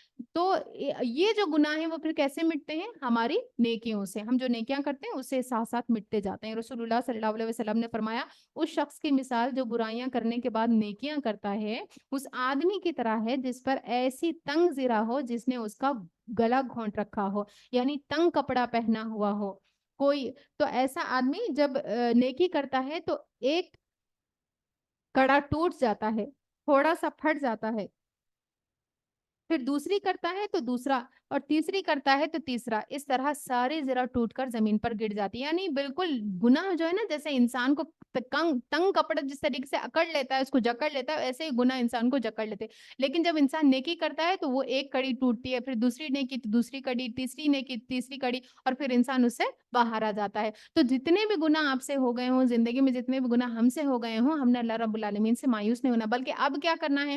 جیسے حضرت عمر کی مثال آتی ہے، جب وہ جہالت کے دور میں تھے تو اتنی عروج پر تھے، اتنی سختی پر تھے، جو اسلام لے کے آتا اس کو اتنا مارتے کہ اس کے جسم سے خون نکلنا شروع ہو جاتا، منہ سے خون نکلنا شروع ہو جاتا۔ خواتین کو بھی اتنا زیادہ مارتے تھے نا کہ ان کے منہ سے خون نکلنا شروع ہو جاتا، اور مار مار کر جب تھک جاتے تو کہتے کہ میں اس لیے نہیں تمہیں چھوڑ رہا ہوں کہ میں جو ہے عاجز آ گیا ہوں یا اب تمہیں نہیں ماروں گا، بلکہ میں اس لیے تمہیں ابھی مارنے سے چھوڑ رہا ہوں کہ میں اب مار مار کر تھک گیا ہوں۔ اتنا مارا کرتے تھے، لیکن جب ان کی زندگی میں دین اسلام آیا تو کس طریقے سے نیکی کی مثال بن کر ہم سب کے سامنے موجود ہے۔ تو جب انسان سے غلطیاں ہوتی نہیں تو ٹھیک ہے، اب جب اسلام زندگی میں آ گیا ہے تو اب اتنی نیکیاں کریں کہ وہ سارے جو غلطیاں انسان سے ہو چکے ہیں وہ سب مٹ جائیں نام اعمال سے۔ ابو ذر کہتے ہیں کہ ایک مرتبہ میں نے عرض کیا یا رسول اللہ صلی اللہ علیہ وسلم مجھے کچھ وصیت کیجیے. آپ صلی اللہ علیہ وسلم نے فرمایا اگر تم سے کوئی گناہ ہو جائے تو اس کے بعد کوئی نیکی کر لیا کرو، وہ اس گناہ کو مٹا دے گی. میں نے عرض کیا لا الہ الا اللہ کہنا نیکیوں میں شامل ہے، یعنی ذکر کرنا نیکیوں میں شامل ہے؟ آپ صلی اللہ علیہ وسلم نے فرمایا یہ تو سب سے افضل نیکی ہے، یعنی ذکر افضل نیکی ہے. انسان کچھ اور کام نہیں کر سکتا تو ساتھ ساتھ کیا کرے؟ ذکر کرے. اور اب یہ تو رمضان کا مہینہ ہے تو کثرت سے اللہ رب العالمین سے دعا ہے کہ اللہ تعالی ہم سب کو ذکر کرنے کی توفیق عطا فرمائے. وَاصْبِرْ فَإِنَّ اللَّهَ لَا يُضِيعُ أَجْرَ الْمُحْسِنِينَ، اور صبر کیجئے، اللہ نیکی کرنے والوں کا اجر کبھی ضائع نہیں کرتا. تو کسی بھی نیکی کرتے وقت میں، کسی کے ساتھ میں اچھا معاملہ کرتے ہوئے، کسی کے ساتھ میں کوئی اچھی چیز کرتے ہوئے کبھی بھی یہ نہ سوچے کہ اچھا یہ سامنے والے نے میرے ساتھ اس کا ریٹرن ویسے نہیں دیا جیسے میں نے اس کے ساتھ معاملہ کیا تو میں اب اس کے ساتھ معاملہ چھوڑ دوں. بلکہ اس آیت کو اپنے سامنے رکھیں، بلکہ گھر میں لکھ کے لگا لیں، کیونکہ گھر میں یہ چیز بہت زیادہ ہوتی ہے کہ آپ شاید کسی کے ساتھ اچھا کریں لیکن ضروری نہیں ہوتا کہ سامنے سے بھی پھر آپ کے ساتھ میں وہی چیز ہو، وہی اچھا ریاکشن آپ کو آئے. تو پھر جیسے ہی انسان کا دل دکھے تو انسان اس آیت کو دیکھ لے کیا کہ وَاصْبِرْ فَإِنَّ اللَّهَ لَا يُضِيعُ أَجْرَ الْمُحْسِنِينَ. تو پھر صبر آ جائے گا، پھر انسان کیا ہے؟ جم جائے گا. پھر کیوں نہ ان قوموں میں جو تم سے پہلے گزر چکی ہیں ایسے اہل خیر موجود رہے جو لوگوں کو زمین میں فساد برپا کرنے سے روکتے. ایسے لوگ نکلے بھی تو بہت کم جن کو ہم نے ان قوموں میں سے بچا لیا. پھر کیوں نہ ان قوموں میں سے جو تم سے پہلے گزر چکے ہیں ایسے اہل خیر موجود رہے جو لوگوں کو زمین میں فساد برپا کرنے سے روکتے. یعنی یہاں پر بتایا جا رہا ہے کہ ہر دور میں ایسے لوگوں کو ہونا چاہیے جو امر بالمعروف اور نہی عن المنکر کا کام کریں، جو لوگوں کو فساد سے روکیں.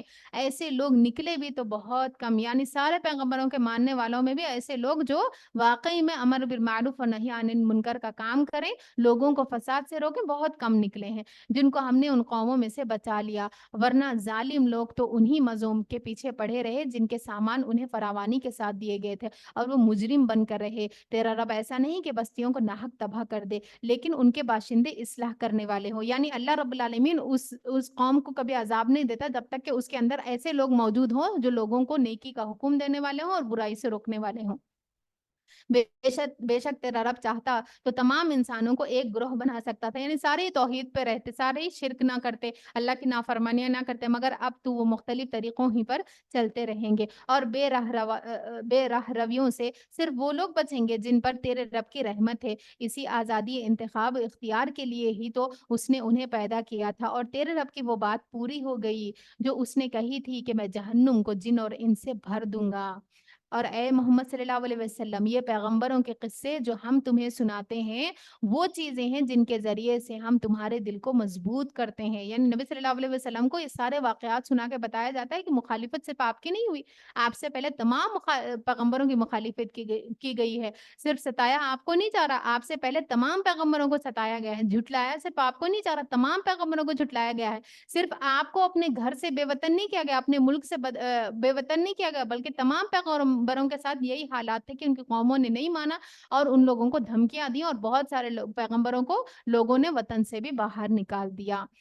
ان کے اندر تم کو حقیقت کا علم ملا اور ایمان لانے والوں کو نصیحت اور بیداری نصیب ہی رہے. وہ لوگ جو ایمان نہیں لاتے تو ان سے کہہ دو تم اپنے طریقے پر کام کرتے رہو اور ہم اپنے طریقے پر کیے جاتے ہیں. انجام کار کا تم بھی انتظار کرو اور ہم بھی منتظر ہیں. آسمانوں اور زمین میں جو کچھ چھپا ہوا ہے سب اللہ کے قبضے قدرت میں ہے اور سارا معاملہ اسی کی طرف رجوع کیا جاتا ہے. بس اے نبی صلی اللہ علیہ وسلم تو اس کی بندگی کر اور اسی پر بھروسہ رکھ. جو کچھ آپ لوگ کر رہے ہیں اس کا آپ کا رب اس سے بے خبر نہیں ہے. وما ربک بغافل عما تعملون، یعنی لوگوں کی باتوں پر غمگین نہ ہوئے، رب العالمین سب جانتا ہے کہ کون کیا کر رہا ہے. سورۃ یوسف بہت پیاری سورہ ہے اور میری ون آف دا فیوریٹ سورہ میں سے ہے.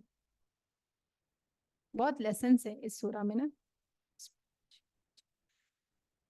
بسم اللہ الرحمن الرحیم. الف لام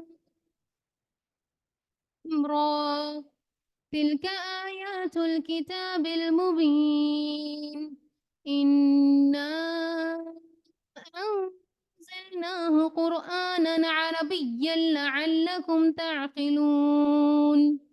نحن نقص عليك أحسن القصص بما أوحينا إليك هذا القرآن وإن كنت من قبله لمن الغافلين إذ قال يوسف لأبيه يا أبت إني رأيت أحد عشر كوكبا والشمس والقمر رأيتهم لي ساجدين. شروع کرتی ہوں اللہ کے نام سے جو بے انتہا مہربان نہایت رحم فرمانے والا ہے۔ الف لام را تلک آیات الکتاب المبین انا انزلناہ قرآنا عربیا لعلکم تعقلون۔ الف لام را یہ اس کتاب کی آیات ہے جو اپنا مدعا صاف صاف بیان کرتی ہے۔ ہم نے اسے نازل کیا ہے قرآن بنا کر عربی زبان میں تاکہ تم اہل عرب اس کو اچھی طرح سمجھ سکو۔ اے محمد صلی اللہ علیہ وسلم ہم اس قرآن کو تمہاری طرف وحی کر کے بہترین پیرائے میں واقعات اور حقائق تم سے بیان کرتے ہیں، ورنہ اس سے پہلے تو ان چیزوں سے بالکل بے خبر تھے۔ یعنی آپ صلی اللہ علیہ وسلم کو نہیں معلوم تھا، کیونکہ آپ صلی اللہ علیہ وسلم تو کئی ہزاروں سال بعد پیدا ہوئے تھے، نوح علیہ السلام کے، یوسف علیہ السلام کے، شعیب علیہ السلام کے، لوط علیہ السلام کے۔ تو یہ سارے واقعات آپ کو وحی کے ذریعے سے اللہ رب العالمین نے بتائے ہیں، تب آپ کو پتہ چلا ہے۔ اور یہ جو واقعہ ہے سورت یوسف کا، اس کے بارے میں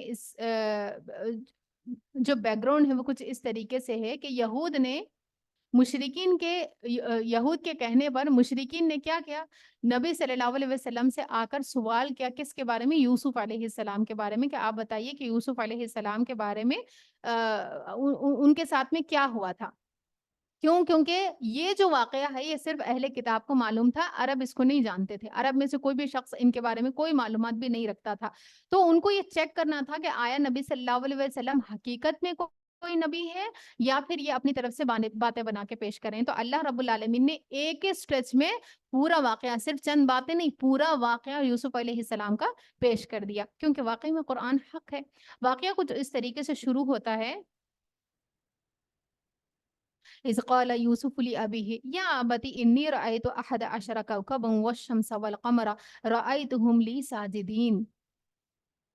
یہ اس وقت کا ذکر ہے جب یوسف علیہ السلام نے اپنے باپ سے کہا، ابا جان میں نے خواب میں دیکھا ہے کہ 11 ستارے ہیں اور سورج اور چاند ہے اور وہ مجھے سجدہ کر رہے ہیں۔ جواب میں اس کے باپ نے کہا، بیٹا یہ خواب اپنے بھائیوں کو نہ سنانا، کیونکہ بھائی حسد کرتے تھے اور والد کو معلوم تھا بچہ چھوٹا تھا، لیکن بچہ کیا ہے، جیسے بچے کیا ہوتے ہیں، ہر ایک کو اپنا ہی سمجھتے ہیں، لیکن ان میں سے کس کے دل میں کیا ہے وہ بچے نہیں جان سکتے، بڑے جانتے ہیں۔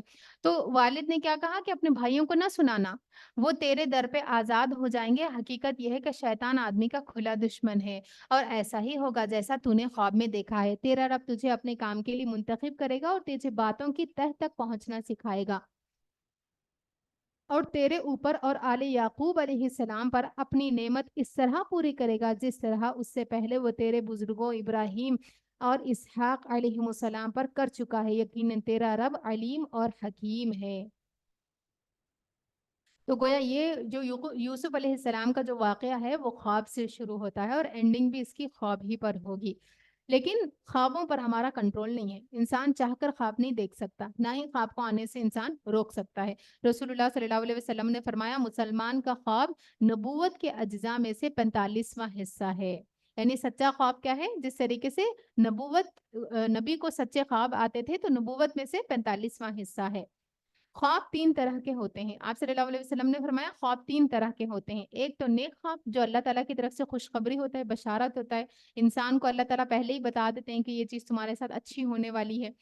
غمگین کرنے والا دوسرا خواب، غمگین کرنے والا خواب ہے جس کو انسان دیکھتا ہے تو سارا دن بے چین انسان کا رہتا ہے، پتہ نہیں ایسا کیوں ہوا خواب میں، وہ شخص کو بیماری میں مبتلا دیکھا یا کسی کو اوپر سے نیچے گرتے ہوئے دیکھا، اور خوابوں کا بھی مطلب ہوتا ہے۔ اور بعض خواب ایسے ہوتے ہیں جو صرف شیطان کی طرف سے ہوتے ہیں، وسوسہ ہوتے ہیں، انسان کے دل کو غم میں مبتلا کرنے کے لیے ہوتے ہیں، اور یہ پریشان کرنے کے لیے خواب شیطان کی طرف سے شیطان ڈالتا ہے۔ اور تیسری قسم کا وہ خواب جو انسان کے اپنے دل کے خیالات ہوتے ہیں، یعنی انسان سارا دن کچھ کام کرتا رہا، سوچتا رہا، اور پھر رات میں وہی چیزیں اس نے خواب میں دیکھ لی۔ تو اور یہ خواب جو ہے نا انسان کے مختلف نیند کے سٹیجز کے اعتبار سے انسان کو آتے ہیں۔ لیکن کرنا کیا چاہیے خواب کے بارے میں؟ کیا خواب کی تعبیر کی جانی چاہیے یا خواب کسی کو سنایا جا سکتا ہے؟ اس کے بارے میں حدیث میں آتا ہے، نبی صلی اللہ علیہ وسلم نے فرمایا خواب کی جب تک تعبیر بیان نہ کی جائے، یعنی کوئی آپ کو نہ بتائے خواب کا یہ مطلب ہے، تب تک کیا ہوتا ہے اس وقت تک وہ گویا پرندے کے پاؤں میں ہوتا ہے، یعنی جیسے کہ بندھا ہوا ہے، مٹی میں بند ہے۔ جب تعبیر کر دی جائے یعنی کوئی بتا دے کہ یہ خواب کا یہ مطلب ہے تو پھر کیا ہوتا ہے وہ واقع ہو جاتا ہے، یعنی اس انسان کو اپنا اس لیے انسان کو کیا چاہیے کہ کوئی بھی اپنا خواب کسی کو بھی نہ سنانا شروع کر دے۔ اگر سامنے والے نے بتا دیا اچھا یہ خواب کا یہ مطلب ہے تو کیا ہے، جو خواب کا اصل مطلب ہوگا وہ واقع ہو جائے گا، وہ خواب ویسے ہی پھر وقوع پذیر ہو جائے گا۔ اس کے معاملے میں جیسے کہ سیدہ عائشہ رضی اللہ عنہا کے بارے میں آتا ہے کہ آپ نے خواب دیکھا، خواب میں یہ دیکھا کہ 3 نور جو ہے نا وہ آپ کے گود میں آ کر گر گئے یا بطن میں آ کر گر گئے۔ تو ہوا یہ کہ آپ سے خواب کی تعبیر آپ سے پوچھی گئی۔ آپ کے والد ہی تھے حضرت ابو بکر رضی اللہ عنہ، انہوں نے پوچھا کہ تمہیں کیا پتہ چلا کہ اس کا مطلب کیا ہے؟ تو انہوں نے کہا کہ مجھے اللہ رب العالمین اولاد دے گا، اس طریقے سے انہوں نے خواب کی تعبیر کی نا، حالانکہ وہ خواب کس طریقے سے حقیقت میں پورا ہوا کہ آپ کا جو حجرہ ہے اس میں 3 اللہ رب العالمین کی طرف سے جو نور ہے ایک طریقے سے جن کو کہا جائے جن نبی صلی اللہ علیہ وسلم ہے اور حضرت ابو بکر ہے اور حضرت عمر ہے، 3 ان کے حجرے میں دفنائے گئے ہیں۔ تو یہ اس خواب کی تعبیر تھی دراصل۔ تو خوابوں کی حقیقت ہم نہیں جانتے، تو اسی وجہ سے خواب کو بیان نہیں کرنا چاہیے الا یہ کہ آپ کو کوئی ایسا انسان مل جائے جو حقیقت میں خوابوں کا علم جس نے حاصل کیا ہو پھر وہ تعبیر کر رہا ہو، یا پھر جس کو خواب کی تعبیر آتی ہو اس کو بتانا چاہیے، ہر ایک کو خواب نہیں بتانا چاہیے، کیونکہ اگر سامنے والے نے بھولے بھٹکے میں آپ کی خواب کی تعبیر کر دی تو پھر خواب واقع ہو جائے گا۔ رسول اللہ صلی اللہ علیہ وسلم نے فرمایا اگر اچھا خواب دیکھے تو خوش ہو جائیں اور جس سے محبت کرتا ہے اس کے سوا کسی کو نہ بتائے، کیونکہ اس میں خوشخبری ہوتی ہے نا، اور انسان کا دل کیا چاہتا ہے جب کوئی خوشخبری ملے اچھی چیز دیکھے تو انسان لوگوں کے ساتھ میں شیئر کرنا چاہتا ہے۔ لیکن آپ صلی اللہ علیہ وسلم نے کیا فرمایا، جس سے محبت ہو اس کے ساتھ شیئر کرے، یہ نہیں کہ صرف آپ کو اس سے محبت ہو اور آپ شیئر کریں۔ بعض دفعہ کیا ہوتا ہے آپ کو تو کسی انسان سے بڑی محبت ہوتی ہے لیکن سامنے والے کو آپ کے ساتھ میں کوئی محبت نہیں ہوتی، تو اس کے دل میں تو آپ کے لیے کینہ ہوتا ہے، بغض ہوتا ہے، چھپی ہوئی دشمنی ہوتی ہے۔ تو ایسے میں آپ یہ دیکھیں جیسے والدین ہو گئے، والدین کبھی بھی اپنے بچوں سے چھپا ہوا بغض نہیں رکھتے، چھپی ہوئی دشمنی ان کے دلوں میں نہیں ہوتی۔ تو ایسے شخص سے جو آپ کا واقعی میں خیر خواہ ہے، جو جانتے ہیں آپ کے اس کے دل میں کبھی بھی آپ کے لیے کوئی حسد کوئی بری چیز ہو ہی نہیں سکتی، ٹھیک ہے، تو اس کو آپ پھر اپنا خواب بتا سکتے ہیں۔ اس کے علاوہ انسان کو چاہیے کہ رشتوں میں بھی بعض دفعہ کیونکہ ملاوٹ ہوتی ہے تو اس وجہ سے اپنا خواب بیان کرنے سے انسان کو رکنا چاہیے۔ رسول اللہ صلی اللہ علیہ وسلم نے اور کوئی برا خواب دیکھے تو پھر کیا کرے، اس کو زائل کر دے اور اپنی طرف سے نماز پڑھ لے اور چاہے تو صدقہ بھی ادا کر دے۔ نبی صلی اللہ علیہ وسلم نے فرمایا اگر کوئی پسندیدہ خواب دیکھے تو اسے بیان کر دینا چاہیے اور اس کی تعبیر کی بھی وضاحت کر دینی چاہیے، یعنی کوئی آپ کے سامنے اگر خواب بیان کرتا ہے اور آپ کو تعبیر آتی ہے تو آپ کو چاہیے کہ وہ تعبیر آپ کر دیں تاکہ اس کی رہنمائی ہو جائے جس کو خواب آیا ہے۔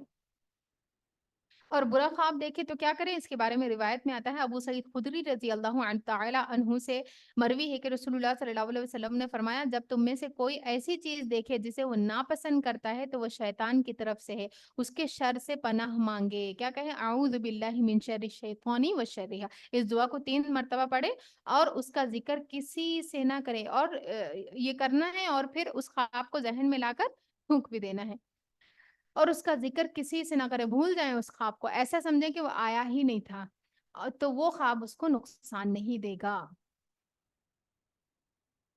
لقد کان فی یوسف و اخوتہ آیات للسائلین، اب یوسف علیہ السلام کا قصہ باقاعدہ آ رہا ہے۔ لقد کان فی یوسف و اخوتہ آیات للسائلین، حقیقت یہ ہے کہ یوسف علیہ السلام اور اس کے بھائیوں کے قصے میں ان پوچھنے والوں کے لیے بڑی نشانیاں ہیں۔ یہ قصہ یوں شروع ہوتا ہے کہ اس کے بھائیوں نے آپس میں کہا کہ یہ یوسف علیہ السلام اور اس کا بھائی ان دونوں ہمارے والد کو بہت زیادہ محبوب ہے۔ اصل میں بات کیا تھی کہ 11 بیٹے ایک ماں سے تھے اور 2 بچے ایک ماں سے تھے اور آپس میں سونتیلے تھے لیکن یوسف علیہ السلام کا اخلاق و کردار اتنا اچھا تھا، آپ اتنے اطاعت گزار بچے تھے کہ جس کی وجہ سے آپ اپنے والد کے آنکھوں کا تارا تھے، بہت پسندیدہ تھے۔ اب یہ جو بات تھی نا وہ دوسرے بچوں کو کھٹک رہی تھی، پسند نہیں آ رہی تھی، تو انہوں نے کیا کیا کہ جب تک یہ ہمارے والد کے سامنے رہیں گے ہم اپنی والد کی نگاہوں میں جچ نہیں سکتے، تو ہم کیا کریں، انہوں کو نقصان پہنچا دیں، کسی طریقے سے ان کو دور کر دیں تاکہ ہمارا سٹیٹس بڑھے، تاکہ ہماری ویلیو بڑھ جائے۔ جائے۔ یہ قصہ یوں شروع ہوتا ہے کہ اس کے بھائیوں نے آپس میں کہا، یہ یوسف علیہ السلام اور اس کا بھائی جن کا نام بنیامین تھا، دونوں ہمارے والد کو ہم سے زیادہ محبوب ہے، حالانکہ ہم ایک پورا جتھا ہے، ہم تو ایک بہت پوری جماعت ہے۔ سچی بات یہ ہے کہ ہمارے ابا جان بالکل ہی بہک گئے ہیں، چلو یوسف کو قتل کر دو یا اسے کہیں پھینک دو۔ اب حسد دیکھیں انسان کو کہاں تک لے کے جاتا نا، بھائی بھائی کے خلاف اتنا آگے نکل گیا کہ قتل کرنے تک کو پیچھے نہیں ہٹ رہے۔ حالانکہ چھوٹے بچے تھے یوسف علیہ السلام، لیکن چھوٹے بچے سے بھی دشمنی، کتنا حسد انسان کو کہاں پر لے کے جاتی ہے، انسان کی بالکل عقل ماری جاتی ہے۔ چلو یوسف کو قتل کر دو یا اسے پھینک دو تاکہ تمہارے والد تمہاری طرف ہو جائے۔ یہ کام کر لینے کے بعد پھر نیک بن کر رہنا، کیونکہ جانتے تھے کہ نیکی کیا ہے، پیغمبروں کے اولاد میں سے تھے نا۔ تو کوئی شخص بھی کتنا بھی نیک ہو، کتنا بھی اچھا کیوں نہ ہو، وہ شیطان سے محفوظ نہیں ہے۔ پیغمبروں کی اولاد تھے لیکن اس کے باوجود بھی دل میں حسد آ گیا تھا۔ اس لیے کبھی بھی انسان کو یہ نہیں سمجھنا چاہیے کہ اچھا میں تو ابھی بہت اچھی ہو گئی ہوں، اب مجھ سے کوئی گناہ نہیں ہو سکتا۔ تو پھر کیا ہے، وہ اپنے آپ میں جو ہے اپنے آپ کو بڑائی میں مبتلا ہو جائے، یا اپنے آپ کی بڑائی میں انسان سوچنے لگے کہ میں تو بہت کچھ ہوں۔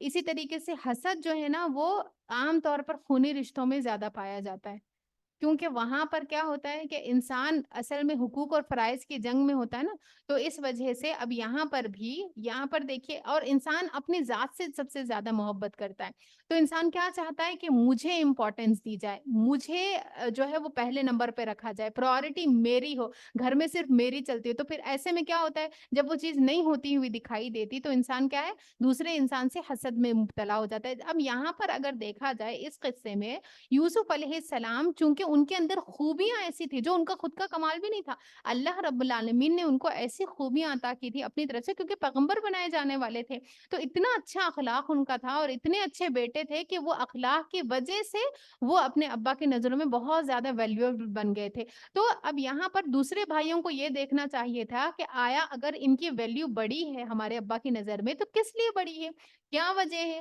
کون سی ایسی خوبی ہے جو ان کو بھا گئی ہے جس کی وجہ سے جو ہے ان کی ویلیو بڑھ گئی ہے۔ تو یہ بھی چاہتے کہ اسی طریقے پر یہ بھی چلتے اور خود اطاعت گزار بنتے، ابا کے خدمت گزار بنتے، تاکہ اپنا ایک مقام بناتے۔ لیکن دنیا میں اکثر یہ کیا دیکھنے میں آتا ہے، انسان خود تو اپنی سٹیٹس کو بڑھانے کے لیے کوشش نہیں کرتا، خود محنت نہیں کرتا، اپنی طرف سے کوئی اچھی نیکی نہیں کرتا، یا کوئی جو ہے اپنی طرف سے محنت نہیں کرتا، کوئی اسٹرائیونگ نہیں کرتا، لیکن کیا کرتا ہے کہ جو سامنے والا ہے، جو ہمارے سے ہم سمجھتے ہیں کہ آگے ہے، تو کسی طریقے سے اس کو نیچے کھینچ کے گرانے کی کوشش کرتا ہے کہ وہ اگر نیچے گر جائیں گا تو ہمارا سٹیٹس خود بخود اوپر اٹھ جائیں گا اور مجھے کچھ کرنا نہیں پڑے گا۔ جیسے مثال کے طور پر اگر گھر میں دیورانی جٹھانی ہے تو وہاں پہ کیا ہوتا ہے، اب جٹھانی اگر سپوز یا پھر دیورانی اگر کوئی کسی کی پسندیدہ بن گئی ہیں اور ان کی چلتی ہے گھر میں، ان کی مانی جاتی ہے، تو دوسرے شخص کو یہ سوچنا چاہیے کہ اگر ان کی مانی جا رہی ہے یا ان کی قدر کی جا رہی ہے تو کوئی تو خوبی ہوگی جس کی وجہ سے دوسرا انسان ان کا گرویدہ ہے۔ مجھے بھی چاہیے کہ میرے اندر کوئی تو خامی ہوگی جس کی وجہ سے میں آنکھوں میں ویسے جچ نہیں رہی ہوں۔ تو اب وہاں پر یہ نہیں ہوتا کہ اپنے اندر کی اصلاح انسان کی جائے، اپنے آپ کو دیکھے، بلکہ انسان کیا کرتا ہے، کسی طریقے سے چال چل کے میں ان کو ان کی نظروں میں گرا دوں تاکہ ان کا جو مقام ہے وہ کم ہو جائے اور میرا مقام الٹیمیٹلی بڑھ جائے۔ حالانکہ ہوتا یہ نہیں ہے۔ اللہ رب العالمین جب تک کسی کو رسوا نہ کرے، کوئی کسی کی چال سے رسوا نہیں ہو سکتا۔ اللہ ہے جو انسان کو عزت دیتا ہے اور اللہ ہی ہے جو انسان کو ذلت دیتا ہے۔ نبی صلی اللہ علیہ وسلم نے فرمایا، کسی بندے کے دل میں ایمان اور حسد دو چیزیں اکٹھی نہیں ہو سکتی۔ حسد ایک بیماری ہے، اس کو دور کرنا چاہیے، دل سے نکال دینا چاہیے، ورنہ یہ انسان کو ایسے برائیوں کی طرف لے جاتی ہے کہ نیکیوں کو سب ختم کر دیتی ہے۔ رسول اللہ صلی اللہ علیہ وسلم نے فرمایا، تم سے پہلے کی امتوں کی بیماری تمہارے اندر سرایت کر گئی ہے، تمہارے اندر بھی وہ بیماری آ گئی ہے۔ وہ کیا ہے؟ اور وہ بیماری حسد اور بغض ہے، آپس میں ایک دوسرے سے حسد کرنا ہے، جیلسی جس کو کہا جاتا ہے، جو مون دینے والی ہے۔ کیا ہے؟ ختم کر دینے والی، صفایا کر دینے والی ہے۔ کس چیز کا؟ اس سے مراد میرے بالوں کو موننا نہیں بلکہ دین کو موننا ہے۔ تو بعض اوقات لوگ اپنی ذات کے بارے میں اتنی خوش فہمی میں مبتلا ہو جاتے ہیں، کیا سمجھتے ہیں کہ میں ہی سب سے اچھی ہوں، حالانکہ حقیقت میں شاید آپ اپنی نظروں میں تو بہت اچھے ہو، لیکن ضروری نہیں ہے کہ آپ جتنا اپنے آپ کو اچھا سمجھتے ہیں دوسرے انسان کی نظر میں بھی اتنے ہی اچھے ہو۔ اللہ رب اس کے علاوہ بھی یہ ہے کہ انسان کو ساری کوششیں اس لیے نہیں کرنی چاہیے کہ کسی طریقے سے میں جو ہے وہ سامنے والے کی نظروں میں جچ جاؤں۔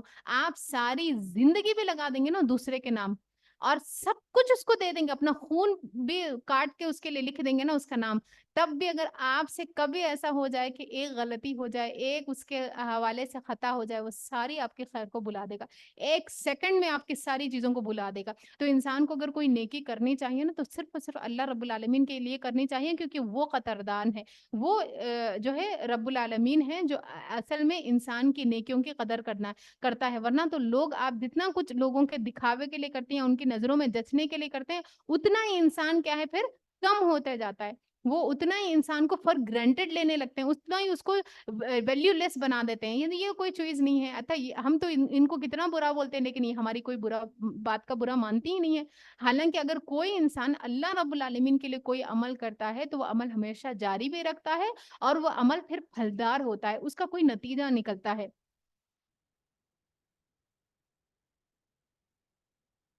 تو بھائیوں نے کیا پلاننگ کی, کیا کہ یوسف کو قتل کر دو.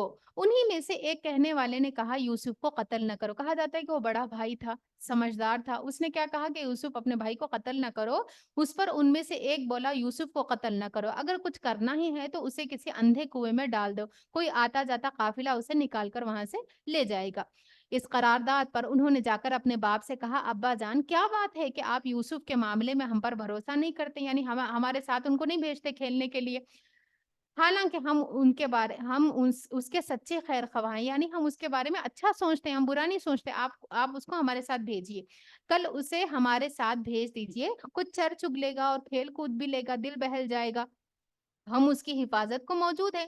باپ نے کہا تمہارا اسے لے جانا مجھے شاق گزرتا ہے, تمہارا مجھے ڈر ہے, کیونکہ انسان جانتا ہے نا. تو یوسف علیہ السلام کو بھی معلوم تھا کہ یہ بچے جو ہے اس بچے سے حسد کرتے ہیں, تو اس وجہ سے وہ بھیجنا نہیں چاہتے تھے ان کے ساتھ. لیکن بیٹوں نے کیا کیا, منا لیا باپ کو. باپ نے کہا تمہارا اسے لے جانا مجھے شاق گزرتا ہے, اور مجھ کو اندیشہ ہے کہ کہیں اسے کوئی بھیڑیا نہ پھاڑ ڈالے, یا جبکہ تم اس سے غافل ہو. انہوں نے جواب دیا, اگر ہمارے ہوتے ہوئے بھیڑیے نے کھا لیا, یعنی ہم 11 بچے ہیں, 11 بھائیوں کی جماعت ہیں, اگر ہمارے ہوتے ہوئے کوئی بھیڑیا کھا گیا تو ہم ایک جتھا ہے, تب تو ہم بڑے ہی نکمے ہوں گے. یعنی کسی طریقے سے اب ان کو منا رہے ہیں کہ ہمارے ساتھ آپ جو ہے یوسف علیہ السلام کو بھیج دیجیے.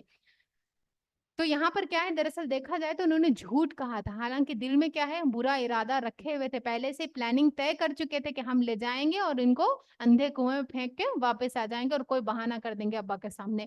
جھوٹ کی مذمت آتی ہے اسی وجہ سے. نبی صلی اللہ علیہ وسلم نے فرمایا, جو شخص جھوٹ بات کرنا اور فریب کرنا یعنی دھوکہ دینا اور جہالت کی باتوں کو نہ چھوڑے, تو اللہ کو اس کی کوئی ضرورت نہیں کہ وہ اپنا کھانا پینا چھوڑ دے. یعنی ایسے انسان کا روزہ اس کو کوئی فائدہ نہیں دے گا, اگر انسان روزے میں بھی جھوٹ بولنا نہیں چھوڑتا. ایک اور جگہ پر آتا ہے, کسی دل میں جھوٹ اور سچ اکٹھا نہیں ہو سکتے. جھوٹ سب سے بڑی بلا ہے, کیونکہ یہ بیماریوں کا آغاز, یہ گناہوں کا آغاز یہاں سے ہوتا ہے. آپ یقین جانیے, زندگی میں اگر آپ نے یہ فیصلہ کر لیا نا, میں جھوٹ نہیں بولوں گی, تو یاد رکھیے گا آپ سے ساری برائیاں چھوٹ جائیں گی, کیونکہ وہ سب کو چھڑوا دیتا ہے. کیونکہ اب آپ سے جب کوئی پوچھے گا, اچھا وہ پیسے یہاں پر تھے تم نے دیکھے, کہ اب آپ جھوٹ نہیں بول سکتے, ٹھیک ہے, تو آپ کیا کریں گے, آپ اس کو لیں گے ہی نہیں. آپ کسی کے خلاف کوئی پلاننگ کریں گے نہیں, کوئی بات سنیں گے نہیں. آپ سے کوئی پوچھے گا, اچھا تم رات میں یہاں پہ ٹھہر کے ہمارے باتیں سن رہے تھے, آپ کیا بولیں گے, نہیں میں نہیں سن رہی ہوں تھی, آپ نہیں بول سکتے.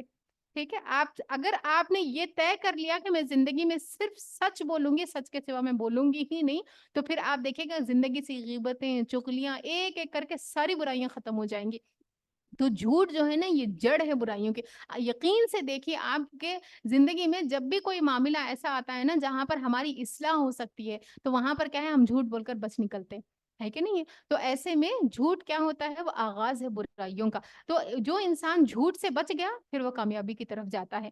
ایک اور جگہ پر فرمایا, کوئی گناہ اس لائق نہیں کہ اللہ اس کے کرنے والوں کو دنیا میں جلد سزا دے دے. یعنی کوئی گناہ ایسا نہیں ہے جس کی جلدی سزا انسان کو مل جاتی دنیا ہی میں, اور ساتھ ساتھ آخرت میں بھی اس کی سزا جمع رکھے. جیسا کہ 3 گناہ ایسے ہیں جن کی سزا دنیا میں بھی انسان کو ملتی ہے, اور آخرت. انسان پریشان ہوتا نا, میں تو کسی کو ساتھ میں کچھ برا کرتی ہی نہیں, میں تو کسی کے ساتھ میں کوئی برا فیل کرتی ہی نہیں ہوں, میں تو سب کے ساتھ اچھا کرتی ہوں, پتہ نہیں میرے پر اتنی پریشانیاں کیوں آ رہی, میرے پاس ساتھ میں اتنی بیماریاں کیوں آ رہی, میرے ساتھ اتنی رکاوٹیں. سوچنا چاہیے کہیں ایسا تو نہیں ہے کہ میری زندگی میں قطع رحمی ہے، میں نے کسی سے رشتہ توڑا ہوا ہے، یا پھر خیانت کرتی ہوں میں، کوئی بات میرے پاس امانت کے طور پر رکھی جائے یا کوئی چیز میرے کو دے کے جائے تو پھر میں اس میں خیانت کرتی ہوں، یا تو وہ بات دوسروں کو سنا دیتی ہوں، دیکھو فلانے نے مجھے یہ بات کہی ہے، تم کسی سے نہیں بتانا، میں بس آپ کو بتا رہی ہوں، اور پھر آگے سے آگے ہوتا چلا جاتا ہے، یہ خیانت ہے۔ خیانت صرف چیزوں کی نہیں ہوتی، خیانت باتوں کی بھی ہوتی ہے۔ تیسری چیز کیا ہے؟ جھوٹ ہے۔ تو جھوٹ ایک ایسا گناہ ہے جس کی سزا دنیا میں بھی انسان کو ملتی ہے۔ تو جب بھی دنیا میں ایسا ہو نا کہیں ٹھوکر لگے، کوئی حادثہ ہو جائے، کچھ بھی ہو جائے، تو کہیں یہی سوچے کہ اس ہفتے میں کتنے جھوٹ بولے، شاید اسی کی یہ سزا ہوں گی جو دنیا میں مجھے مل رہی ہے۔ جب تک ہم اس طریقے سے اپنا محاسبہ نہیں کریں گے نا تو پھر جھوٹ سے نہیں بچ سکتے۔ جب اس طریقے سے ہم اپنا محاسبہ کرنا شروع ہوں گے تو پھر کیا ہوگا؟ پھر انسان اپنی خود خبر لے گا اور بانگیں کھینچے گا، اور کھینچ سکتا ہے۔ ایسا نہیں ہے کہ ہم جھوٹ بولے بغیر زندگی نہیں گزار سکتے، پرسکون گزار سکتے ہیں۔ اس میں کیا ہوگا؟ آپ دوسروں کے پچھیڑوں میں نہیں پڑتے، پھر چھوڑ دے چھوڑ دیتے ہیں، جاؤ پرے کیوں؟ اب اس میں پچھڑے میں پڑیں گے تو کیا ہوگا؟ آپ سامنے والا پوچھے گا آپ سے کہ آپ نے اچھا وہ انہوں نے آپ کو کیا بتایا تھا ہمارے بارے میں؟ آپ جھوٹ نہیں بول سکتے، آپ کو سچ بولنا پڑے گا۔ تو آپ کیا کریں گے؟ آپ سنیں گے ہی نہیں بات کو، چھوڑو مجھے معاف کرو، میں نہیں سنتی ایسے باتیں، ہے نا؟ تو غیبت اور چغلی، ہم باقی ساری چیزیں بھی انسان سے چھوٹ جائیں گی اگر اس کی زندگی سے جھوٹ نکل جاتا ہے۔ اس طرح اصرار کر کے جب وہ اسے لے گئے، اب یوسف علیہ السلام کو کیا ہے؟ خوب ابا کو منایا اور کسی طریقے سے اپنے ساتھ ان کو لے گئے، اور انہوں نے طے کر لیا کہ اسے ایک اندھے کنویں میں چھوڑ دیں۔ تو ہم نے یوسف کو وحی کی کہ ایک وقت آئے گا جب تو ان لوگوں کو ان کی یہ حرکت بتائے گا، یہ اپنے فعل کے نتائج سے بے خبر ہیں۔ اور ہوا بھی ایسا ہی، ایک وقت آیا اور انہوں نے بتایا اپنے بھائیوں کو۔ شام کو وہ روتے پیٹتے اپنے باپ کے پاس آئے، جو کہ پلاننگ آلریڈی ان لوگ کر چکے تھے، اور یہ رونا پینا بھی کیا ہے؟ صرف اور صرف جھوٹ تھا۔ اور کہا ابا جان ہم دوڑ کا مقابلہ میں کرنے لگ گئے تھے اور یوسف کو ہم نے اپنے سامان کے پاس چھوڑ دیا تھا کہ اتنے میں بھیڑیا آ کر اس نے اسے کھا لیا۔ آپ ہماری بات کا یقین نہ کریں گے چاہے ہم سچے ہی کیوں نہ ہوں، یعنی جھوٹی باتیں کر کر کے اپنی طرف سے دلیلیں دے دے کر آپ اپنی جھوٹ کو سچ بنانے کی کوشش کریں۔ وَجَاءُوا عَلَىٰ قَمِيصِهِ بِدَمٍ كَذِبٍ، اور اپنے ساتھ ایک پھر ثبوت بھی، ایک پروف بھی لے کے آئے کہ کسی طریقے سے اپنے آپ کو سچا قرار دے دے، اور یوسف کی قمیص پر جھوٹ موٹ کا خون لگا کر لے آئے تھے۔ یہ سن کر ان کے باپ نے کہا بلکہ تمہارے نفس میں تمہارے لیے یہ بڑا کام کو آسان بنا دیا، یعنی تمہارے اندر کا حسد اتنا زیادہ بڑھ گیا کہ اتنی بڑی برائی بھی، اپنے بھائی کا قتل کرنا یا ان کے ساتھ میں کوئی بری چیز کرنا بھی تمہارے لیے بہت آسان ہو گیا۔ اسی لیے ایسا ہوتا ہے واقعی میں، انسان کے اندر جب حسد بڑھ جاتا ہے یا دوسرے سے نفرت بڑھ جاتی ہے اور انسان اس چیز کو دھوتا نہیں ہے، نکالتا نہیں ہے، چھوڑو ان کا عمل ان کے ساتھ میں، جب یہ انسان کے دل میں خیال یہ نہیں آتا نا، بڑھتے بڑھتے بڑھتے انسان پھر بعض دفعہ قتل تک سے پیچھے نہیں ہٹتا، اس کے حق میں وہ حد تک گزر جاتا ہے کہ کوئی بھی ایسی زیادتی جس کی حد پر انسان پھر نہیں رکتا۔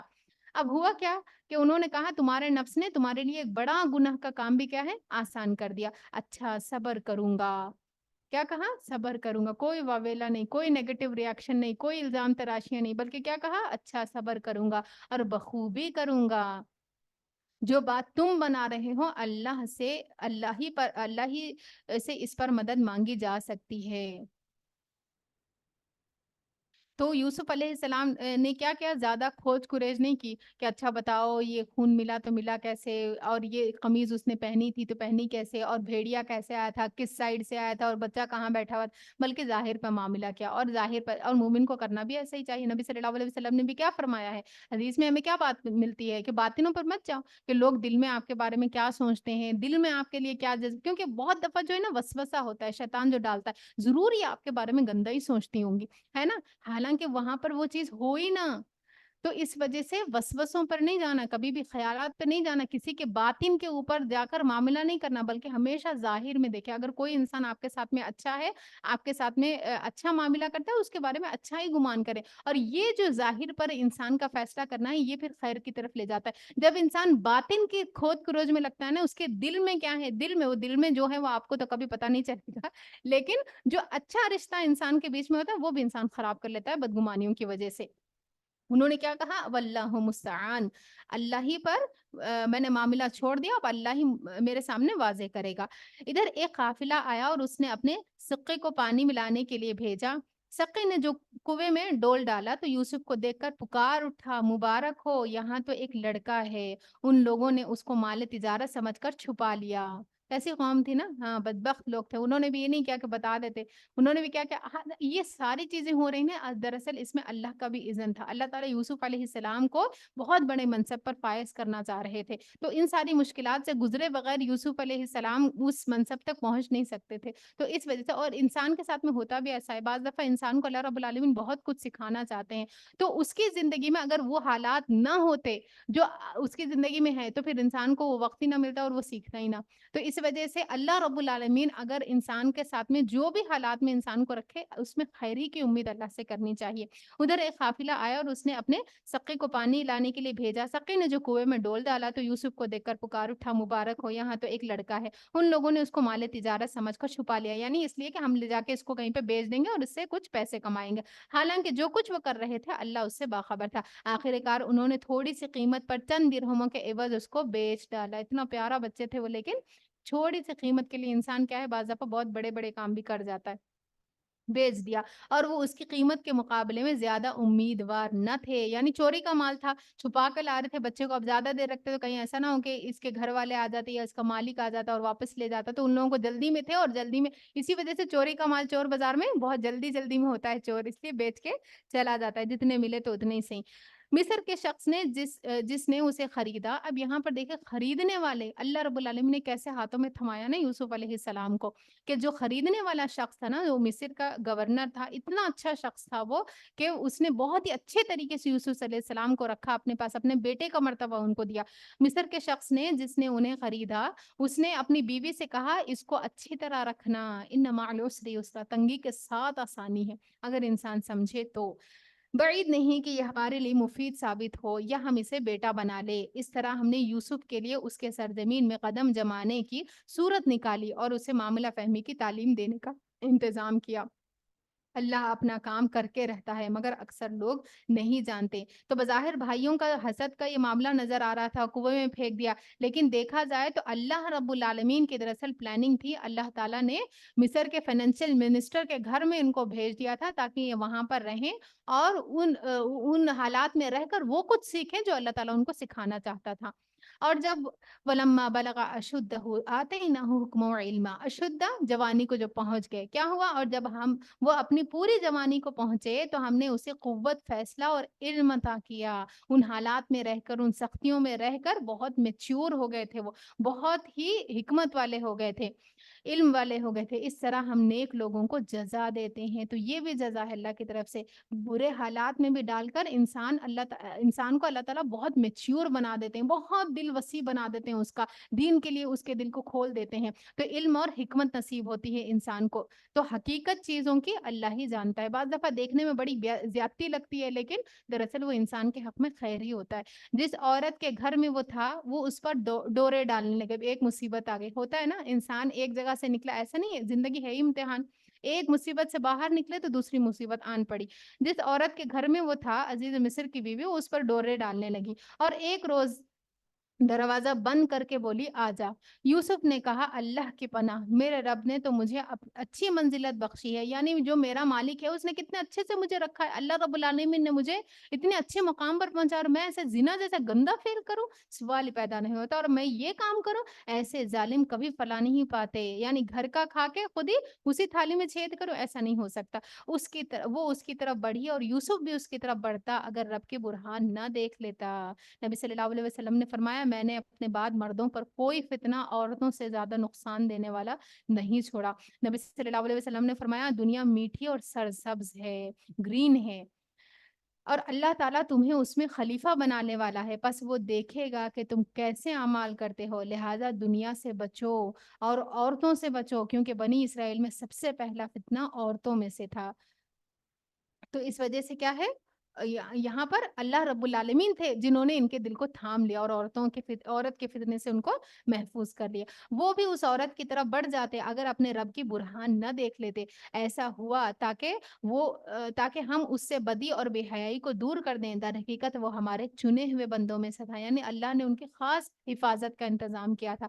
आखिरकार यूसुफ और उसके आगे पीछे दरवाजे की तरफ भागे, वो आगे पीछे दरवाजे की तरफ भागे और उसने पीछे से यूसुफ का कमीज खींचकर फाड़ दिया کیا کیونکہ وہ اپنی طرف راغب کر رہی تھی نا. دروازے پر دونوں نے اس کے شوہر کو موجود پایا. اللہ کا کرنا دیکھیں, سامنے ہی شوہر آ گیا. اب اللہ نے بچا لیا یوسف علیہ السلام کو, ورنہ وہ عورت چھوڑنے والی تو تھی نہیں. اسے دیکھتے ہی عورت کہنے لگی, اب یہ دیکھیے کس قدر فریب ہے. کیا ہے, کیا کہنے لگی کہ دیکھو کیا سزا ہے اس شخص کی جو تیری گھر والی پر نیت خراب کرے, یعنی الٹا انہی پر الزام لگا دیا یوسف علیہ السلام پر. بہت دفعہ ایسا ہوتا ہے نا, انسان خود برا کرتا ہے لیکن وہ سامنے والے کو پتہ نہیں ہوتا, تو سامنے والے پہ الزام لگا کے نکل جاتا ہے, سوچتا ہے کہ میں بچ گیا. بچ نہیں جاتا, اللہ تعالیٰ اس چیز کو کھول دیتے ہیں, بس وقت کی بات ہوتی ہے. اس کے سوا اور کیا سزا ہو سکتی ہے, خود ہی سزا بھی بتانے لگی کہ کیا سزا دی جائے. وہ قید کیا جائے یا اسے سخت عذاب دیا جائے, یعنی یا تو اس کو قید کرنا چاہیے یا پھر سخت عذاب دینا چاہیے, اس نے میرے ساتھ گندا عمل کرنے کی کوشش کی ہے. یوسف نے کہا یہی مجھے پھانسنے کی کوشش کر رہی تھی. انہوں نے بھی اپنا خوب دفاع کیا.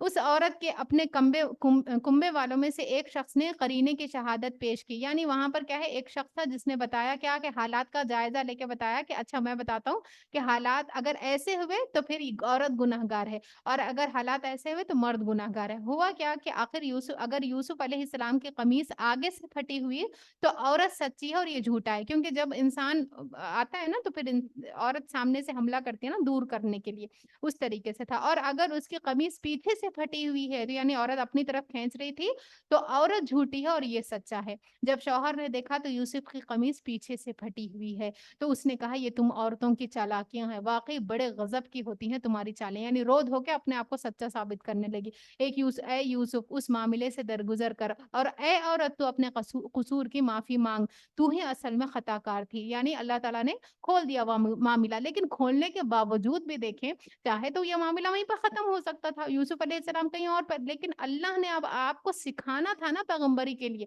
تو اس لیے اب ہوا کیا, شہر کی عورتیں آپس میں چرچا کرنے لگی کہ عزیز مصر کی بیوی اپنے نوجوان غلام کے پیچھے پڑ گئی ہے. ہوا کیا, عورتیں کیا کہہ رہی تھی کہ محبت نے اس کو بے قابو کر رکھا ہے, ہمارے نزدیک تو ایک سری غلطی پر ہے, غلطی کر رہی ہے نا, اپنے غلام کے پیچھے اس طریقے سے مالکن ہو کر غلام کے پیچھے پڑ گئی ہے. اس نے جو ان کی یہ مکاریاں, یہ باتیں اس نے سنی عزیز مصر کی بیوی, تو اس نے کیا کیا, ان تمام کو بلوا بھیج دیا اور ان کے لیے تکیہ دار مجلس آراستہ کی, اور مہمانی میں ہر ایک کے آگے ایک ایک چھری رکھ دی. پھر عین اس وقت جب وہ پھل کاٹ رہی تھی اس نے یوسف کو اشارہ کیا, وہ ان کے سامنے نکل آئے. جب ان عورتوں نے ان کو دیکھا, یعنی ان عورتوں کی نگاہیں جب ان پر پڑی تو وہ دنگ رہ گئیں. یوسف علیہ السلام اتنے زیادہ خوبصورت تھے, دنگ رہ گئے ان کو دیکھ کر, اور اپنے ہاتھ کاٹ بیٹھی. پھل کاٹنے کے بجائے ہاتھ کاٹ لیا سب نے, اور بے ساختہ پکار اٹھی, ہاشا للہ یہ شخص انسان نہیں ہے, یعنی اتنا خوبصورت شخص, یہ شخص انسان نہیں ہے, یہ تو کوئی بزرگ فرشتہ ہے. عزیز مصر کی بیوی نے کہا دیکھ لیا, یہ ہے وہ شخص جس کے معاملے میں تجھ مجھ پر باتیں بنا رہی تھی. یعنی اپنی ڈٹائی دیکھیں تو غلطی کرنے لگی, ہانسنے لگی, اوپر یہ ہے کہ بتانے لگی کہ میں ہی صحیح ہوں, میرا قصور نہیں, قصور اس کا ہے, خوبصورت یہ زیادہ ہے. نعوذ باللہ من ذالک. ہوا کیا کہ بے شک میں نے اسے رجھانے کی کوشش کی مگر یہ بچ نکلا. اگر یہ میرا کہنا نہ مانے گا تو قید کیا جائے گا اور بہت ذلیل و خوار ہوگا. اب سب لوگوں کو بھی اپنے ساتھ, سب خواتین کو بھی شامل کر لے, اور سب کو کہنے لگی کہ میرا کہنا منواؤ اب اس سے, یا تو یہ میرا کہنا مانے گا یا پھر ہم سب مل کے اس کے خلاف مقدمہ دائر کریں گے اور سب مل کے اس کو جیل میں پہنچا دیں گے. یوسف علیہ السلام نے سارا معاملہ دیکھا. اب انہوں نے کیا کہا, یوسف علیہ السلام نے کہا اے میرے رب, قید مجھے منظور ہے, میں اس کی بات کبھی نہیں مانوں گا, یہ برا فعل تو میں کبھی نہیں کروں گا, مجھے قید منظور ہے بنسبت اس کے کہ میں وہ کام کروں جو یہ لوگ مجھ سے چاہتے ہیں. امام بخاری کے بارے میں بھی ایک واقعہ آتا ہے کہ امام بخاری ایک دفعہ کیا تھا کہ کشتی میں سفر کر رہے تھے, وہاں پر ان کے پاس 1000 اشرفیاں تھے, کشتی میں سوار تھے, جا رہے تھے, ان کے ساتھ میں ایک شخص تھا, اور انسان نہیں جانتا نا ساتھ والا کیسا ہے, تو انہوں نے شیئر کر دیا اس کے ساتھ میں, میرے پاس 1000 اشرفیاں ہیں, میں یہاں جا رہا ہوں, اس طریقے سے. ہم بھی کرتے ہیں نا بعض دفعہ, دل کی بات بتا دیتے ہیں سامنے والے کو, اب یہ کیا پتا ہوتا ہے کہ وہ سامنے والا ایسا بدبخت نکلے گا. اس نے کیا کیا, شور مچانا شروع کر دیا. تھوڑی دور نکلتے ہی شور مچایا, میرے 1000 اشرفیاں گم گئے, 1000 اشرفیاں گم گئے. اب چونکہ ان کے پاس 1000 اشرفیاں تھے اور یہ ان کے خود کے اشرفیاں تھے, انہوں نے کیا کیا, اب تلاشی لینا شروع ہو گئے. سارے لوگ کشتی میں, سب لوگوں کی تلاشی لی جا رہی ہے. اب ان کو یہ تھا کہ اگر تلاشی لی گئی تو 1000 اشرفیاں میرے پاس سے نکلیں گے جو کہ ان کے خود کے تھے. تو انہوں نے کیا کیا, اور اگر میرے اوپر یہ الزام لگ گیا جھوٹا کیا کہ میں چور ہوں اور میں نے فلانے انسان کی چوری کی ہے, تو لوگ مجھ سے حدیث نہیں لیں گے. اور میرا جو وقار ہے وہ چلا جائے گا۔ انہوں نے کیا کیا، چپکے سے وہ ساری اشرفیاں، جانتے تھے بہت قیمتی مال تھا ان کے لیے، بہت بڑا سرمایہ تھا، کشتی میں سوار تھے، لیکن اپنے آپ کو بچانے کے لیے دین کی خاطر انہوں نے وہ الزام سر لینے سے اپنے آپ کو ایسے بچایا کہ وہ اپنی چیز ہوتے ہوئے بھی انہوں نے اس کو اشرفیوں کو سمندر میں پھینک دیا۔ جب سب کی تلاشی لی گئی، آپ کے پاس بھی کوئی اشرفیاں نہیں ملے، جب کشتی پار لگ گئی تو وہ شخص جو بدبخت تھا وہ آ کے آپ سے پوچھنے لگا کہ وہ جو اشرفیاں آپ کے پاس تھے نا، 1000 اشرفیاں جس کے بارے میں آپ نے مجھے بتایا تھا، دکھایا تھا، وہ کہاں گئے پھر؟ تو انہوں نے کہا کہ میں ایک حدیث کا راوی ہوں اور لوگ مجھ سے حدیث لیتے ہیں، اگر یہ مجھ پر الزام لگ جاتا تو پھر مجھ سے حدیث نہ لی جاتی، تو اس وجہ سے میں نے ان اشرفیوں کو پھینک دیا، ٹھیک ہے، سمندر میں پھینک دیا۔ تو یہی بات ہوتی ہے کہ بہت دفعہ نا انسان بے گناہ ہوتا ہے، اس کا کوئی قصور نہیں ہوتا، لیکن ثابت کرنے کے لیے اس کے پاس کوئی ثبوت نہیں ہوتا، تو ایسے میں انسان کو مایوس نہیں ہونی چاہیے، اللہ پر اس کا معاملہ چھوڑ دینا چاہیے۔ ہاں، لیکن اگر سچویشن ایسی آتی ہے کہ انسان اپنی بات سامنے رکھ سکے تو ضرور رکھنا چاہیے، جیسے کہ یوسف علیہ السلام نے جب بھی بات ہے خود جا کر ڈھنڈورا نہیں پیٹا کہ دیکھو میں نہیں تھا جو عزیز مصر کی بیوی کو بہلا رہا تھا، پھسلا رہا تھا، بلکہ وہ خود تھی۔ لیکن جب وہ معاملہ ان کے سامنے آتا، جب بھی لوگوں کے سامنے یہ بات ہوتی، وہ ضرور اپنا مدعا رکھتے کہ یہ بات نہیں تھی، بات یہ تھی کہ یہ مجھے ورغلا رہی تھی۔ اور اگر تو نے ان کی چالوں کو مجھ سے دفاع نہ کیا، کیا کہنے لگے؟ اللہ تعالیٰ سے دعا کرنے لگے کہ اے اللہ مجھے قید زیادہ منظور ہے بلکہ اس چیز سے جو یہ خواتین مجھے جس چیز کی طرف بلا رہی، اور اگر تو نے مجھے ان کی چالوں سے دفاع نہ کیا تو میں ان کے دام میں پھنس جاؤں گا اور جاہلوں میں شامل ہو جاؤں گا۔ اس کے رب نے اس کی دعا قبول کی اور ان عورتوں کی چالیں اس سے دفاع کر دی، بے شک وہی ہے جو سب سنتا اور سب کچھ جانتا ہے۔ پھر ان لوگوں کو یہ سوچی کہ ایک مدت کے لیے اسے قید کر دیں، حالانکہ وہ اس کی پاک دامنی اور اپنی عورتوں کے برے اتوار کی صریح نشانیاں دیکھ چکے تھے، یعنی جانتے بوجھتے بھی کیا ہے، اب جیل میں ڈال دیا ان کو، اور یہ بھی اللہ کا اذن تھا آپ کے حوالے سے۔ وَدَخَلَ مَعَهُ السِّجْنَ فَتَيَانِ، اب ہوا کیا کہ یوسف علیہ السلام قید خانے میں چلے گئے۔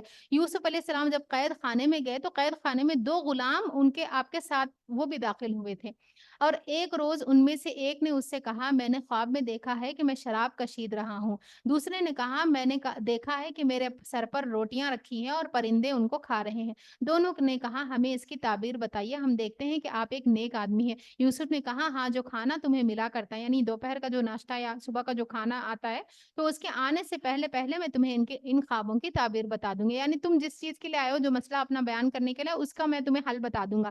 اس سے پہلے انہوں نے کیا کیا؟ تبلیغ کی۔ اب لوگ خود آئے تھے نا ان کے پاس چل کر، تو تبلیغ کا موقع ایک دائی کبھی نہیں چھوڑتا۔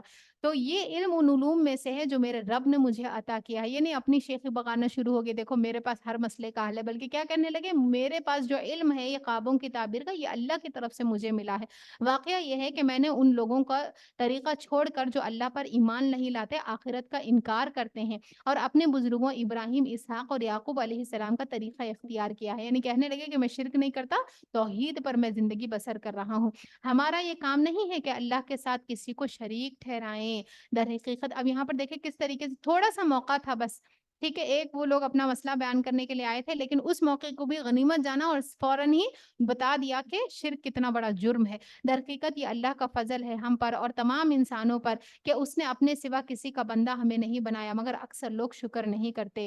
اے زندان کے ساتھیوں، تم خود ہی سوچو کہ بہت سے متفرق رب بہتر ہیں، یعنی بہت سارے الہ بہتر ہیں، یا پھر وہ ایک اللہ جو سب پر غالب ہے، اس کو چھوڑ کر تم جس کی بندگی کر رہے ہو وہ اس کے سوا کچھ نہیں کہ بس چند نام ہے جو تم نے اور تمہارے آبا و اجداد نے رکھ لیے ہیں۔ اس نے ان کے لیے کوئی سند نازل نہیں کی، کوئی یعنی کوئی پروف نہیں ہے۔ اللہ تو رب ہے، اس کے بارے میں اللہ تعالیٰ دلائل بھی دیتا ہے، نشانیاں بھی دیتے ہیں، کئی طریقے سے قرآن و سنت میں یہ بات ثابت کی جاتی ہے، بتائی جاتی ہے کہ اللہ ہمارا رب ہے تو کیسے ہے۔ لیکن باقی جو بت ہے یا جس کو بھی انسان اللہ رب العالمین کے ساتھ الہ قرار دیتا ہے، ان لوگوں کی کوئی دلیل نہیں ہے، کوئی پروف موجود نہیں ہے۔ تو یہاں پر وہی بات آ رہی ہے کہ کیا اللہ نے اس کے لیے کوئی سند نازل نہیں کی، فرما روائی کا اقتدار اللہ کے سوا کسی کے لیے نہیں ہے، ان الحکم الا للہ، اس کا حکم ہے کہ خود اس کے سوا تم کسی کی بندگی نہ کرو، یہی ٹھیک سیدھا طریقہ زندگی ہے، مگر اکثر لوگ جانتے نہیں ہیں۔ اے زندان کے ساتھیوں، تمہارے خواب کی تعبیر یہ ہے، اب تعبیر بتا رہے ہیں، پہلے دعوت دے دی اور پھر مسئلے کی طرف آئے ہیں۔ تمہارے خواب کی تعبیر یہ ہے کہ تم میں سے ایک تو اپنے رب یعنی شاہ مصر کو شراب پلائے گا، رہا دوسرا تو اسے سولی پر چڑھا دیا جائے گا اور پرندے اس کا سر نوچ نوچ کر کھائیں گے، جس کے جو دیکھ رہا تھا نا روٹیاں کھا رہا ہے، پرندے روٹی کھا رہے ہیں تو اسی کی تعبیر کر رہے ہیں، پرندے اس کا سر نوچ نوچ کر کھائیں گے، فیصلہ ہو گیا اس بات کا جو تم پوچھ رہے تھے۔ جی۔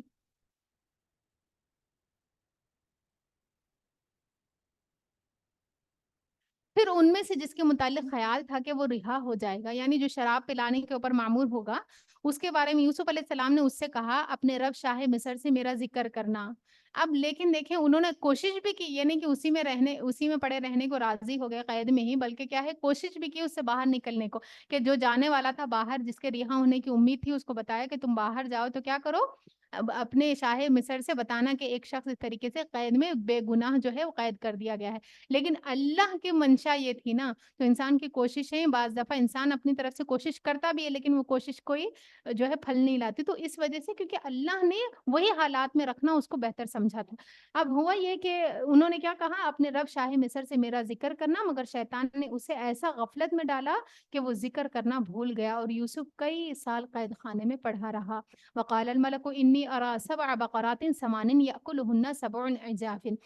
ایک روز بادشاہ نے کہا کہ میں نے خواب میں دیکھا ہے کہ 7 موٹی گائیں ہیں جن کو 7 دبلی گائیں کھا رہی ہے۔ یعنی عام طور پہ کیا ہوتا ہے کہ موٹا پتلے کو کھاتا ہے نا، اب یہاں پر پتلا کیا ہے موٹے کو کھا رہا ہے، اور اناج کی 7 بالیں ہری ہیں اور دوسری 7 سوکھی ہیں۔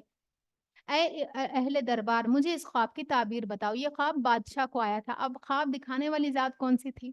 اللہ کی تھی نا، چاہے تو اللہ پہلے بھی دکھا سکتے تھے، لیکن اس میں دیکھیے حالات کے کس رخ مڑنے میں اللہ رب العالمین کا کیسا اذن ہوتا ہے، ہمیں اس واقعے سے پتہ چلتا ہے کہ جو بھی حالات انسان پر آتے ہیں نا اس میں اللہ کا اذن شامل ہوتا ہے۔ انسان اپنی بھر مقدور پوری کوشش کرے اگر کوئی تنگی میں ہے اس سے باہر نکلنے کی، لیکن انسان بھاگ نہیں سکتا، تو ہمیشہ ہر حالات میں اللہ رب العالمین سے راضی رہنا چاہیے۔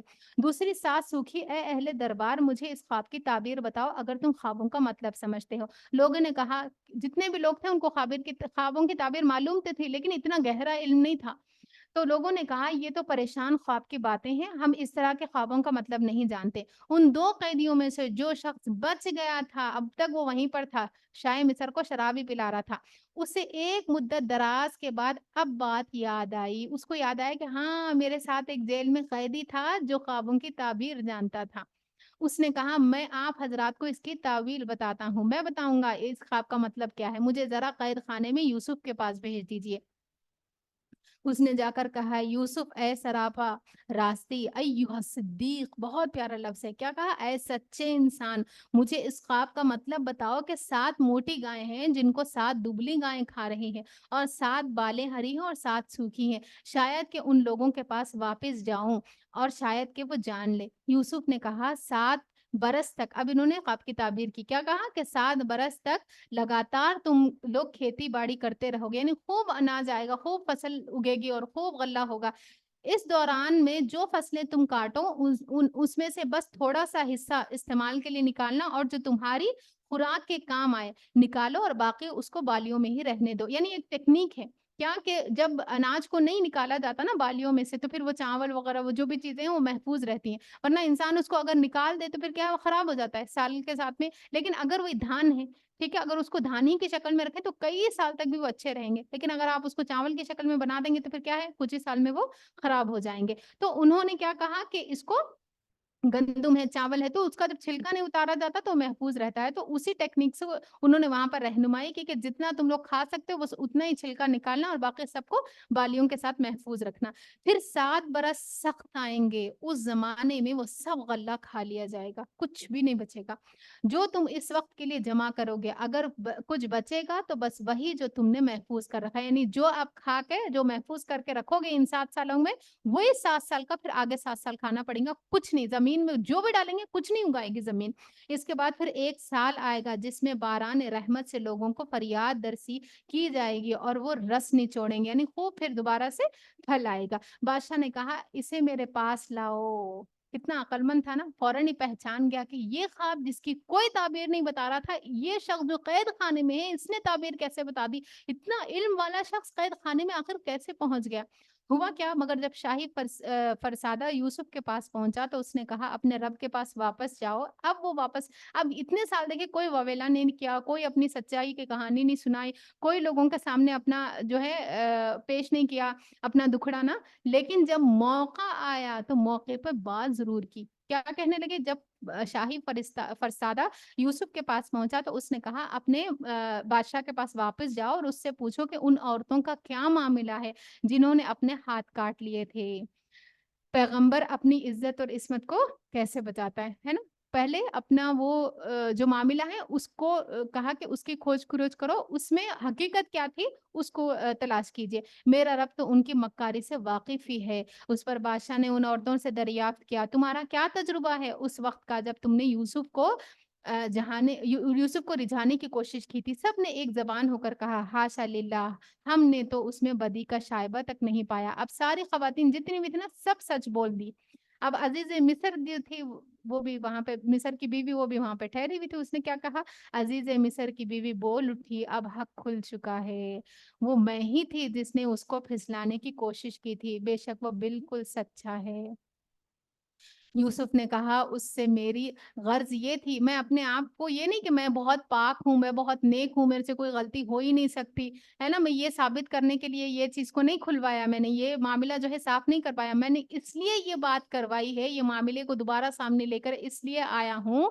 یوسف نے کہا اس سے میری غرض یہ تھی کہ عزیز مصر یہ جان لے کہ میں نے در پردہ اس کی خیانت نہیں کی. اس نے مجھے اتنے اچھے سے رکھا, اپنے گھر میں مجھے لے کے آیا, بیٹا جیسا رکھا, اور میں نے اس کی بیوی کے ساتھ یہ کام کیا بالکل بھی نہیں. میں نے اس کے ساتھ میں کوئی دغا بازی دھوکے بازی نہیں کی. اور یہ کہ جو خیانت کرتے ہیں ان کی چالوں کو اللہ کامیابی کی راہ نہیں لگاتا. میں کچھ اپنے نفس کی برات نہیں کر رہا ہوں, نفس تو بدی پر اکساتا ہے, نفس ہے ہی ایسا انسان کو بدی پر اکساتا ہے, اللہ یہ کہ میرے رب کی کسی پر رحمت ہو, بے شک میرا رب بڑا غفور و رحیم ہے. تو بظاہر حالات دیکھنے میں کیسے نظر آ رہے تھے, بہت تنگی کے تھے, لیکن انجام کتنے خوبصورت ہوا نا یوسف علیہ السلام کا. اب وہاں سے نکالے جاتے ہیں اور عزیز مصر کے پاس ایک بہت بڑا مقام آپ کو ملتا ہے, اور اللہ رب العالمین نے آپ کو نبوت سے سرفراز کیا. اور اس کے بعد تھے جو بنی اسرائیل کو آپ پھر لے کر آتے ہیں مصر اور یہاں بساتے ہیں, اور پھر موسیٰ علیہ السلام کے دور میں بنی اسرائیل پھر واپس جاتے ہیں اپنے مقام پر. وآخر دعوانا عن الحمد للہ رب العالمین وما عليك إلا البلاغ المبين. سبحانك اللهم وبحمدك نشهد أن لا إله إلا أنت نستغفرك ونتوب إليك. بارك الله فيكم. السلام عليكم ورحمة الله وبركاته.